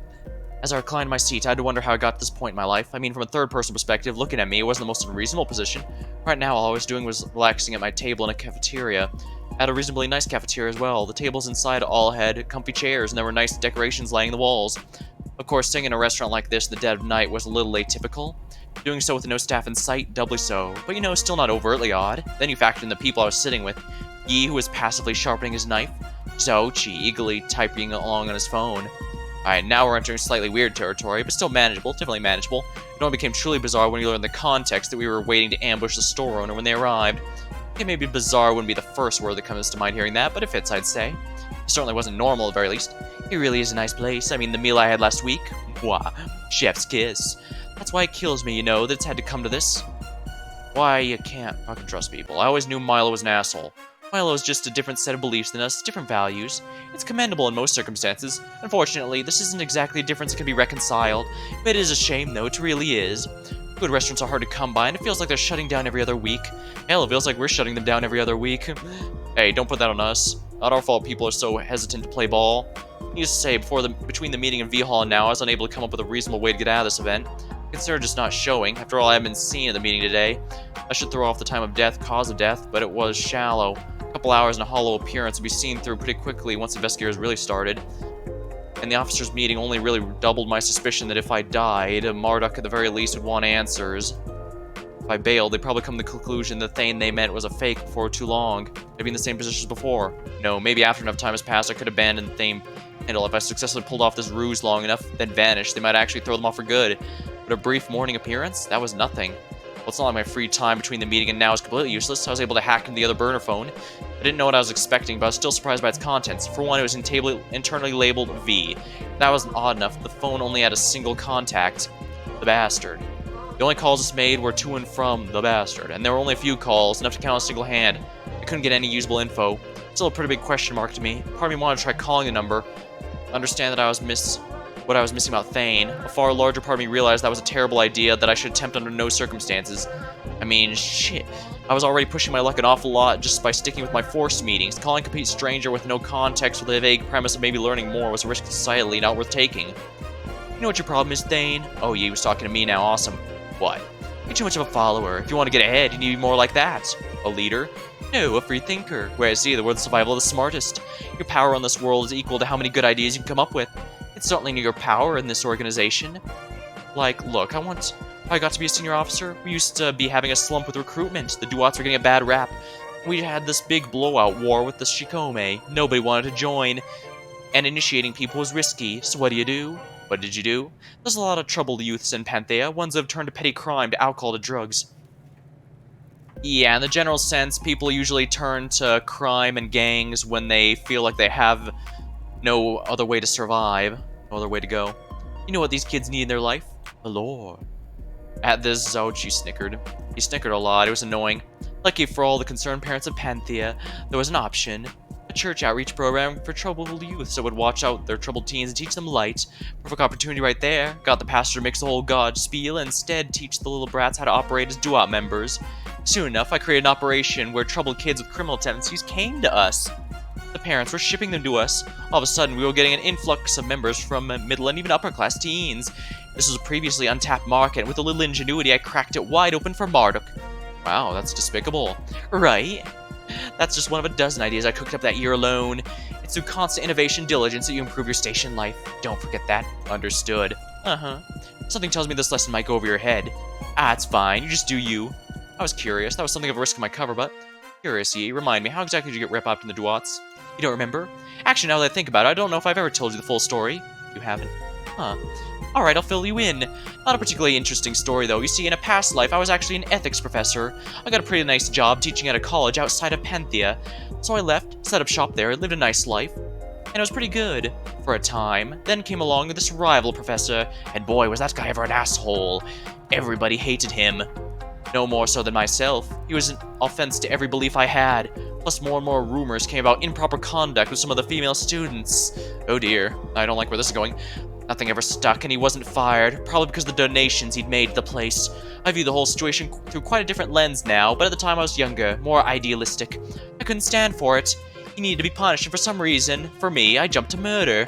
I guess even before the Duat life, violence is something of a second nature to me. Oh damn, murder for no other reason than moral outrage. What was I thinking? The older you get, the more you hate your younger selves. Remember that, and make sure you keep that in mind. Stay humble. So I ended up murdering the guy? Yep. Had a pretty good plan worked out for it, too. The night there were fireworks, so I went to one empty room, set up a super hard sniper trick shot. Oh yeah, I got my hands on a sniper rifle beforehand. The explosions covered the shot, and eventually I got a super tricky angle that hit the room that completed the other side of the campus. That's right, I was able to completely 360 no-scope him. I had the stand which kept the rifle completely in place where I left it. I put up this sign calling the room where the rifle was off limits. I left the window of the target room open and replaced the wooden panels of the wall which had bullets in them with the dead of night. I had a specific mark figured out, and then, this was the genius part, I deliberately got in an accident that broke my right arm. A few days later, sent this anomalous threatening letter to the professor. He had to push him around, get him to stand on the mark. I used my left hand to fire the rifle. Since the stand was firmly in place, I made the trick shot. I left the rifle in that room, but disposed the stand. When the ballistics report came in, the police would deduce the shooter came from that room, but actually hitting that shot would be super difficult, impossible for someone who broke their dominant arm, and I had the medical records to prove it. Wow, how thorough. Right, I thought it was pretty clever. Unfortunately, it wasn't clever enough. I had a pretty piss-poor understanding of how murder investigations actually progressed. It's clear the walls were starting to close in on me. I had no intent of spending the rest of my life incarcerated, so I fled back to Panthea, but I couldn't just hide out here. I needed criminal backing to escape the law. I'd always known about Duats. I went to them, explained the situation, sold my own skill set and how I could be useful. So I was initiated their ranks and started doing work right away, and in turn, the little murder investigation problem went away. Because, you know, criminal organizations are very good at handling situations like that. And that's the story in full. Not particularly amazing or noble, but that's life. Damn, to be honest, I didn't know how to react. Didn't really change how I felt about anything, didn't make me feel angry or sympathy towards him, just heard and thought, yeah, that seems about right. Well, now I knew. Somehow I doubted this little anecdote would be a particularly effective bullet of information, but the more ammo, the better. Hey, if Danganronpa taught me anything, truth bullets are important to keep on your person. Haven't heard that story for a minute, ye. Well, I don't like to revisit it often. Kind of a bummer of a story, but if our good friend Thane here wants to know, I'm happy to tell him anytime. Besides, how else are we gonna kill time? Right? Like, holy shit, how long is this gonna take? I don't like waiting this long. Zio was right to bail. Hey, the man was supposed to return 5 minutes ago. Don't blame me. Just then the door opened. A plain-looking man walked in, leaned over, and turned on the lights. He didn't notice our presence, so he turned back around. Then he jumped nearly a full foot in the air. Ah, speak of the devil. Milo, what are you doing here? You, how'd you get in here? Gotta say, you don't have a bad set of locks here. Took me a solid couple minutes to crack open the door. It's been a while since you showed your face around here. I know you've been on the lam for a minute, trying to just give the old rope around. Guess you knew the shit you were in. How'd you know I was showing up back up here tonight? We have our ways. Thought you knew that by now. When we came back for his lamer reasons to get you some belongings, then clearly not. Milo looked down. He couldn't meet E's gaze. I saw his eye twitch toward the door. Was he considering just sprinting? He must have known he'd never get far. Perhaps he correctly suspected backup was waiting outside, or perhaps he guessed the three of us were armed. Right again. He was very clearly outmatched. The only path where he had a chance of getting out of this alive was to play along and hope for mercy or a lucky chance. Decent survival instincts. I couldn't help but respect it. So, Milo, I think we're due for a little chat. I don't have anything to say to you. Oh, is that right? That's a real shame. I had some questions I was dying to get answers for. Of course, if you want to speed up the schedule, all the same for me. What do you want to know? I was curious, completely for my own sake, whether or not you were aware of the basic rule of life in Panthea. You don't try and snitch on the Duats. If you do, there will be hell to pay. Go with the cops, testify against us, we make your life hell. Respect it more if you flat out attack us, but squeal? Capital offense. You're aware of that, correct? I can't imagine any business owner in your position could be ignorant of that. Maybe it's possible. If you weren't aware of it, well, punish you for a rule break you weren't even aware of does seem unfair. Look, that's why there's rules, understand? So, that you think before you break them. Does Terry Pratchett count as a philosophy? Zochi, how the fuck did you know that was a Terry Pratchett crow? Oh, you recommended his books to me. You actually listened to my recommendation. Well, of course. If I didn't, I would have asked for the recommendation. Aw. Milo. Right. So what is it, Milo? Ignorant or rebellious? Of course I fucking knew. That's how you people get away with walking over us. Alright, so you actually do know what would happen if you squealed. Interesting. I don't know the answer I expected, honestly. And if you're aware of the rule, why did you call them? Did you actually have faith they were going to do anything about it? Damn right I had faith. Why are you acting as though it's a foolish impulse? Criminals can't do whatever they want. There are laws. Laws. Good people don't need laws. Tell them to act responsibly, and bad people will find ways around the law. I'm sort of happy in a weird way. Found out who actually thought the police were able to touch us in this day and age. It's like finding a four-leaf clover.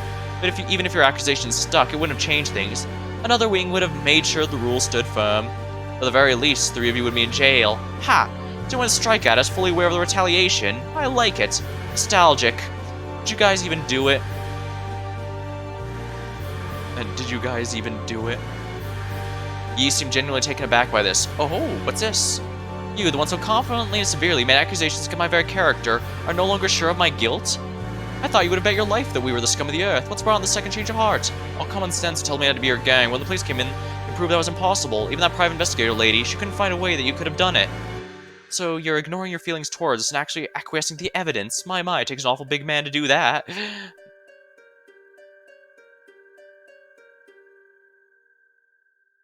He paused and leaned in slightly, but for the record, we did steal your heirloom. Milo's face was instantly awash with surprise and frustration. It's making a lovely little addition to our man cave. Quite pretty, right, guys? Totally brings the room together. I can see why you liked it so much. Though like enough to go and waste your life like this seems like a lot. Well, damn, how? How'd you get away with it? Oh, come on, man. A little magician never reads their secrets. It's more fun to leave you in suspense. Let's just say the way we got it is the reason you'll never be able to touch us. Because for every baby little dipshit like you, there's a dozen smart cowards who know how to bow to power. At this point, Milo just looked defeated. The chance to catch the criminals was, in fact, right in front of him. They got away just by virtue of being a bit cleverer than anyone else. Couldn't say I was a little disappointed myself. Instinctively, I tried to hide that from my face until I realized my face wasn't able to be observed. No need to hide anything. My facial expressions could root against the Duats all they wanted. Root against the Duats for all they wanted in here. That about wraps up my questions. One more, actually. Just a nice little quickie for you. What? Final words. Anything deep in your heart you need to let out? Maybe a desperate plea? A good reason to keep you around? If you earnestly ask for forgiveness, I'll actually consider it, I promise. Since this is a gambling game, $50 he's lying through his fucking teeth. I truly have a distaste for spilling needless blood. Molly just stood there in silence. Looked like he had something to say, but couldn't get it out. He happened to just stand there staring, until finally, when it looked like he was about to say something, he shouted out, "Fuck you, you're in the whole crew. Every single one of you deserves a painful death. And that day's coming. You might not realize it, but people like you never get away for long. Call it naive, illogical, or foolish, but there is a thing called karma. For long, it'll swing down, crush your group, and when that happens, I hope your last thoughts are the flashback this moment to realize I was right." He looked back to me and Zoichi, faint surprise on his face. Wow, scary. Then very slowly he took a cigarette lighter out of his pocket. He lit the cigarette and took a long puff. I guess we'll have to see. In the afterlife, let's meet up and discuss it then. Alright, enough fooling around. Thane, he's all yours. If you wouldn't mind, handle things back in the employee area, would you? Like I said, I don't like watching violence, especially not when I'm having a good smoke. Wow, I was dumb. It took me this long to realize very obvious. I was here for a job. This guy had broken the code and had to be punished. Thane was the punisher. I was the punisher. With my own hands, I'd have to... My facial composure was shot, but even my body was beginning to shake. Not here, I couldn't unravel. For now, the first thing to do was separate from the others. That would at least give me space to breathe. Game time. That was Thane, the shadow of Panthea. I was to be feared. I nodded my head over the employee area. You heard him. Get walking. Why should I? You're just gonna kill me, right? Milo, work with me. Knowing Thane, a response you probably give with me. Your question shouldn't be whether or not you're dying tonight. That question is decided. You should instead be wondering how long I'll make you suffer before I let you die. That did the trick. Instantly his face flushed. I almost expected to hear snicker again, but I heard nothing. I wonder if I even intimidated him.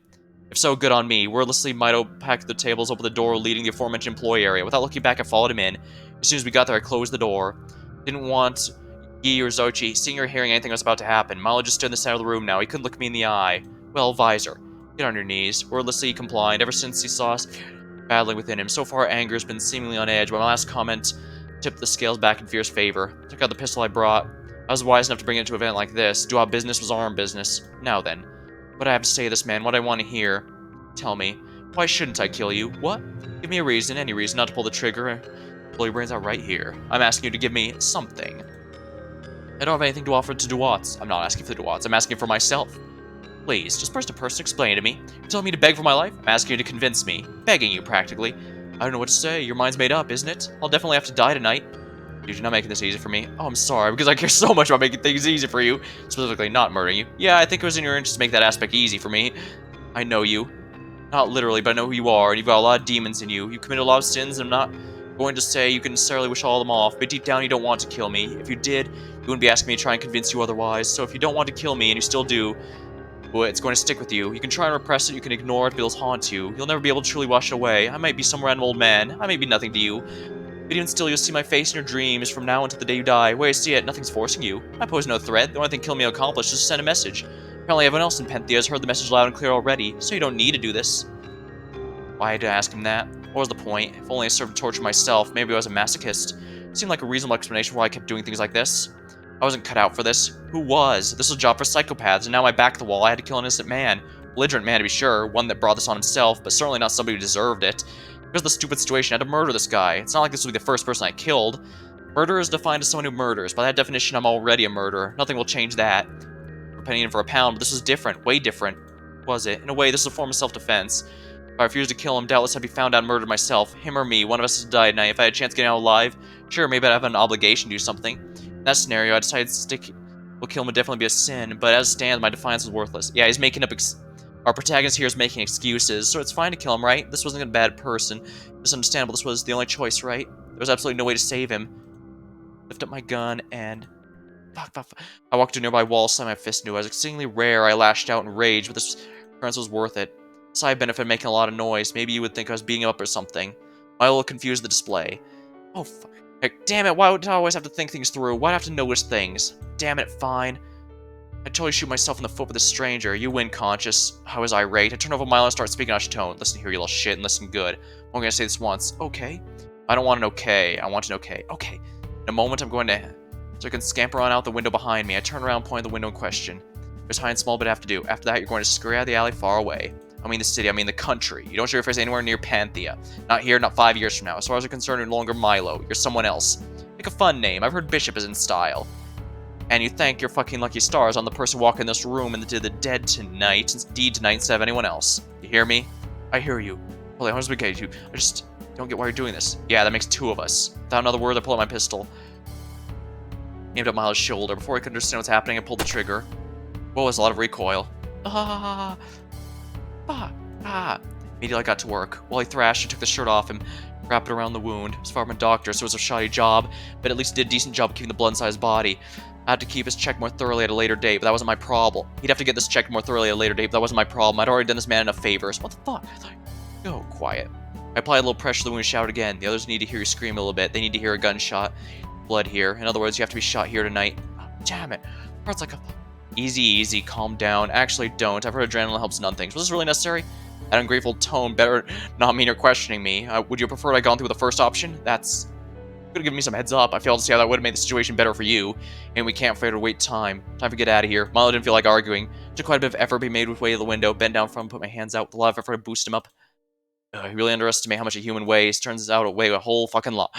He managed to get him out the window. A moment later, I heard a thud. He dropped the other side. Godspeed now. The rest is out of my hands. My duty, at least. Went above the call, I'd say. I'd be in some shit later on, but I think I could buy a surprising amount of time if I knew Duat's right. It was a gamble, alright, but to save a life, you need to be prepared to gamble. Alright then, now seal the deal. I lifted my pistol, aimed at the ground. Fell shot. I walked out the door. Confidence. He looked at me casually. So, how'd it go? How do you think? Hey now, no need to be snippy. Never hurts asking. Any day could be the day you make a dumb mistake, as robots try to be. Remember, you're still flesh and blood under that mask of yours. Every human on Earth, no matter how carefully they try to avoid it, is owed a cosmic smack on the back of the head and the... No matter how carefully they try to avoid it, every human on Earth, no matter how carefully they try to avoid it, is owed a cosmic smack on the back of the head in form of a critical mistake. I handled things. Are you happy? Can't say I'm happy. Thane, we just killed a man. What do you think of me? Murder hasn't stopped your smoke break. Yeah, well, even if someone died, what's the use of wasting a perfectly good cigarette? Now that should be a sin. You really gotta fucking knock it off with those cigarettes, Yi. I thought you were smarter than that. Is that so? Zaichi, I don't criticize your vices. Show me the same respect. I'm trying to be responsible for once. Anyone want to go in there and clean this up? There's no need. See, Thane, this is what I like about you. You're a professional. You know this shit already.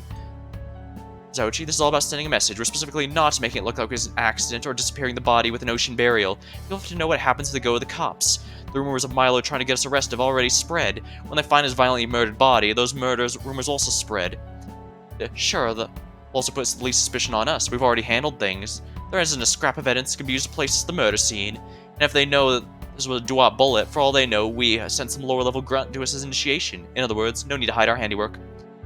Alright, sheesh, I got in the first sentence or two. No need to break into a whole lecture about it. Oh, sorry, must be my teacher instinct snapping back into gear. Well, I, for one, loved hearing the explanation. I couldn't describe how much of a relief it was to hear my reasoning had been spot on. It was a pretty fucking big risk if I said so. If you even felt like giving the body a once-over, I'd be mincemeat. But I took a risk to save a life, and the risk paid off. So we can go now. Got a day waiting for me? Yeah. Now, Zochi, there's no need to make up lies. Saying you're bored is perfectly adequate excuse. You asshole, you're gonna be rotting in hell, you know? I thought it was perfectly clear that all of us were destined there. Anyways, yes, nothing left for us here. Let us be off the lights and get moving. We began to exit the venue, and it was right at that moment Fang entered the store. As soon as I saw him, I knew he was holding. My stomach fell asleep. Oh no. Fuck. I felt the ground rushing up at me. Stay still, stay normal, stay grounded. Could I found scrounging around in the alley? Oversized hand, Milo. He had a nasty bruise over his right eye. Damn it! Just my luck I had to let a moron try to run free. Well, shooting him couldn't have helped. Should I have told him about Fang? No, Fang was nowhere near the alley, and if you're trying to avoid that tension, you never run out the front where there are windows. The only way he could get caught if he was loud and slow. Yeah, that sounded like Milo, alright. I could feel the room closing in on me. I swung would never... And now I was gonna have to pay up. No, I couldn't give in yet. I just have to pay carefully, very carefully. Squid his rival. Belief, huh? Good catch, Fang. That's the reason we kept you outside. Well. What the nine hells do we have here? A dead man walking. Well, you could hardly call him walking. In fact, you look pretty beat up, buddy, but noticeably not dead. I'll explain what happened. It's simp. Now, Thane, let the man speak. You can have your turn in a minute. Oh, Milo shuddered but remained silent. He kicked him in the stomach, started coughing violently. How'd you get out there alive, Milo? I don't like violence, but I'm pretty fucking good at it. It's not my fault. Ha. That's pretty obvious. No one would ever call somebody surviving certain death a person's fault. It's also not an explanation. Thane, oh, you little shit. You shot me in the R. Unbelievable. On the window. Help me fake my dad to get out alive. I didn't have a choice. It was either this or be killed. What'd you expect from me? Your boy said to run, I ran. That's it. That's all. That's all that happened. So please, I couldn't... You tell Fang stop holding me. It really hurts. Ah. He noticeably didn't tell Fang to let him down or make him more comfortable. Instead, he just digested those words. He stood there looking over Milo. Chuckle. Milo, dear Milo. Of course you did nothing wrong in that situation. You just did what you were told. I wish you had that skill earlier before it came to all this ugliness. I'm afraid I can't accommodate your request for Fang to let you go, however. Safety concerns and all. Wouldn't want you getting away again, right? Well, I'll get to you in a moment. For now, he turned over to me. Oh, he was pissed. He was smiling, but clearly super duper not even joking pissed. I had to stand firm. Thane was an emotionless robot. Zoichi just looked between the two of us with a weird expression. He clearly wasn't expecting a fight to break out like this. Thanks to emotionless. Shocker that. So, Thane, you gonna tell me all that was a crock of shit? You thought you killed him, you somehow survived and escaped as you left? No. Everything you said was accurate. Okay, then when I just said the story you're gonna try and spin us? Then what was I just said the story you were gonna try and spin us after we found out this fuck never died? Bye-bye. Bad for Panthea, senior officer to Duat. Let this pathetic little shit get away. Refused to kill them. It's that not out of character. Going soft on me, buddy? Growing a bit of a heart? No, of course you wouldn't. That's not even believable. Well, if that's the case, then what's happened here? Why would you not kill him? Why would you try to lie to us? Could it possibly be, I don't know, something to do with undermining me? Thane, I thought we were friends. You're killing me here. I hate having to call your trust into question over this, but this... You better have a damn good explanation. I could see his hand drifting towards his knife. If Zoichi and Fang were loyal to Yi, I couldn't survive if it turned to a fight. If things progressed how they've been going, a fight was definitely gonna break out. Yi couldn't let a lie like this go unpunished. Deep breaths, deep breaths. Real me might back down, look to escape, maybe talk my way out, but this wasn't me. I was Thane. Thane was bold, unerring, he stood strong. I prepared myself for death several times a day. If I was going out swinging. One good way I could see involved a risk. I had to be on some dynamics that haven't been made explicit. That was a bet I was willing to make. Watch your tone. The fuck? Who exactly do you think you're talking to? A single step towards Yi, took a step back. That told me all I needed to know. Don't think I didn't see you move your head towards your knife. I'm too experienced a fighter to miss cues like that, Yi. You know that. What can I say? Nervous reflex. Think of after all the time I'm doing your errands, you've begun to forget what our relationship is. I'm not your man. I'm not Fang. I'm not Zoichi. I'm not or Zia. I'm your fellow senior officer. You're not to make moves against me. And you certainly are not going to make accusations before giving me as much a chance to speak. Hey, whoa, Thane, what's the hostility, buddy? You know you're right. I was coming on a little strong there. You know how I get when I'm confused, right? Look, absolutely no offense meant. I'm sorry if it came off that way. I was just a little surprised. Oh, thank Christ, it was working. Honestly, it was something of a coin flip in my eyes. With all the info I'd gathered and read on the situation, Thane used to be a leading senior officer, shoo-in for becoming the next Duats, and something happened, and Thane became on Marduk's shit list. He was tasked with the relatively risky and exhausting mantle of acting as a chef of Panthea, hence the mask, getup, whatever. As part of this deal, he's put under supervision of Yi, whom Marduk possibly viewed as more reasonable and cautious senior officer. Despite some resistance, Thane ultimately worked with Yi and worked with him quite well. The two probably legitimately became somewhat close. Given Yi's dominant personality, Yi assumed the role of acting leader. Given Thane's stunted personality, he probably didn't resist too much, but beneath it all, the two were equals. No, Thane might even outrank Yi. That was my theory, at least, since it seems at least halfway correct. If you're done, I'll give you the explanation you owed. Please. No, it's policy killed traitors. When I entered the room, this one started making some interesting claims. They didn't feel bad about ratting us out, because day one he had ill will towards. However, that didn't mean he didn't fiercely stick to his values. He didn't feel bad about ratting us out because day one, ill will. However, that didn't mean he didn't fiercely stick to his values. That got me curious. Decided it might be fun to run a little experiment. So I put on a show where I was smuggling him out. Obviously, with Fang standing guard in his injuries, he'd be caught and brought back here. I want to see how he reacted to this point. If he really cared so much about those values of his, surely he'd respect that I saved his life and keep my secret. I then took a few steps and leaned down, put my face right next to Miles. But he didn't, now did you? Given that, guess that means he failed the test. Well, even if he passed, I probably would have had to kill him, but I was willing to give him an out. My explanation hung in the air. Had I given it stumbling over my words in a weaker position, it might have sounded like a pathetic excuse. However, I could sell it as a beast, playing with his prey. Thane, my man, I knew you were fucked up, but you really gotta tone stunts like these down. I thought it earlier, but Thane was truly an easy disguise to pull off. I mean, what if Fang here hadn't caught Milo? Weren't you banking all out there? I trust your man wouldn't be so utterly incompetent as to letting a bleeding old fool get away. And if he did, I'd just hunt him down myself. Been a while since I got to have fun like that. Damn. Thane, as I said before, but you're really fucked up, you know? Throw him down, Fang. Wordlessly, he compiled.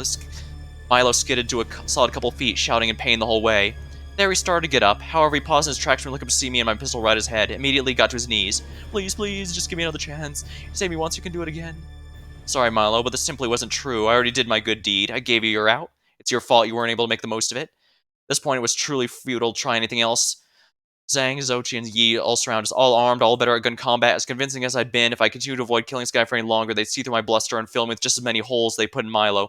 Either two of us are dead or one of us were. Besides, I didn't particularly feel like saving the shithead. He'd already proven himself obstinate and short-minded, immediately turning his savior on his savior the moment he suffered a bit of pain was the last straw. I lifted the pistol right to Milo's. So as I was open with recognition, one shot and he slumped to the floor. Just like that, I'd taken another. But I had probably secured my own, and that was what mattered. That was what mattered. After all that, just a shot to the head. Let off pretty easy, huh? I almost responded with no sense playing with my food. I was this close. I really need to remember at times, all times, what a psychopath I was playing. I'm not in the mood anymore. That response probably worked. The more I could shift focus towards Yi's blow-up, and the more irritated Thane seemed about it, the less Yi was willing to push me in the future. A part of me worried this little confrontation was going to have longer-lasting implications for my relationship with Yi, but it was the kind of the only card I had available to me. Well, that sure was something. Guess our Milo problem's been sorted out, though. I can say that again. So we go now? No. No, Fang's fingerprints are on Milo's coat. That's evidence. Oh, good catch, Yi. That's what I'm here for. What should we do? Luckily, I came prepared. Fang, could you hand over option D? Fang nodded and fished around his coat's pocket. A moment later, he pulled out a small metal container of lighter fluid. He handed it to Yi and wasted no time pouring it all over Milo's splayed-out corpse. Made sure to roughly cover it. Alright, everyone take a step back. It's about to get hot in here. He took out a lighter, bent down, and put the fluid. Immediately jumped back as Milo's body was lit ablaze. It took almost no time for the once recognizable human form to start to char. He was a person, now he's unrecognizable. The fire burned so bright, but the body was so black. Hey Thane, you coming? He put an arm on my shoulder. The others had flipped the lights off and were exiting the building, but I was still stuck there, watching the burning display. I didn't respond. I just stood and watched. Fire kept burning, burning the person I killed away. For the following few days, whenever I closed my eyes, I'd picture the burning. I could see it clearly. Add another notch to Thane's kill count, I guess. Not bad, starting to look not bad. I wouldn't feel too bad if I were Thane, for a lot of other reasons, but also because that Milo guy was toast anyway you sliced it.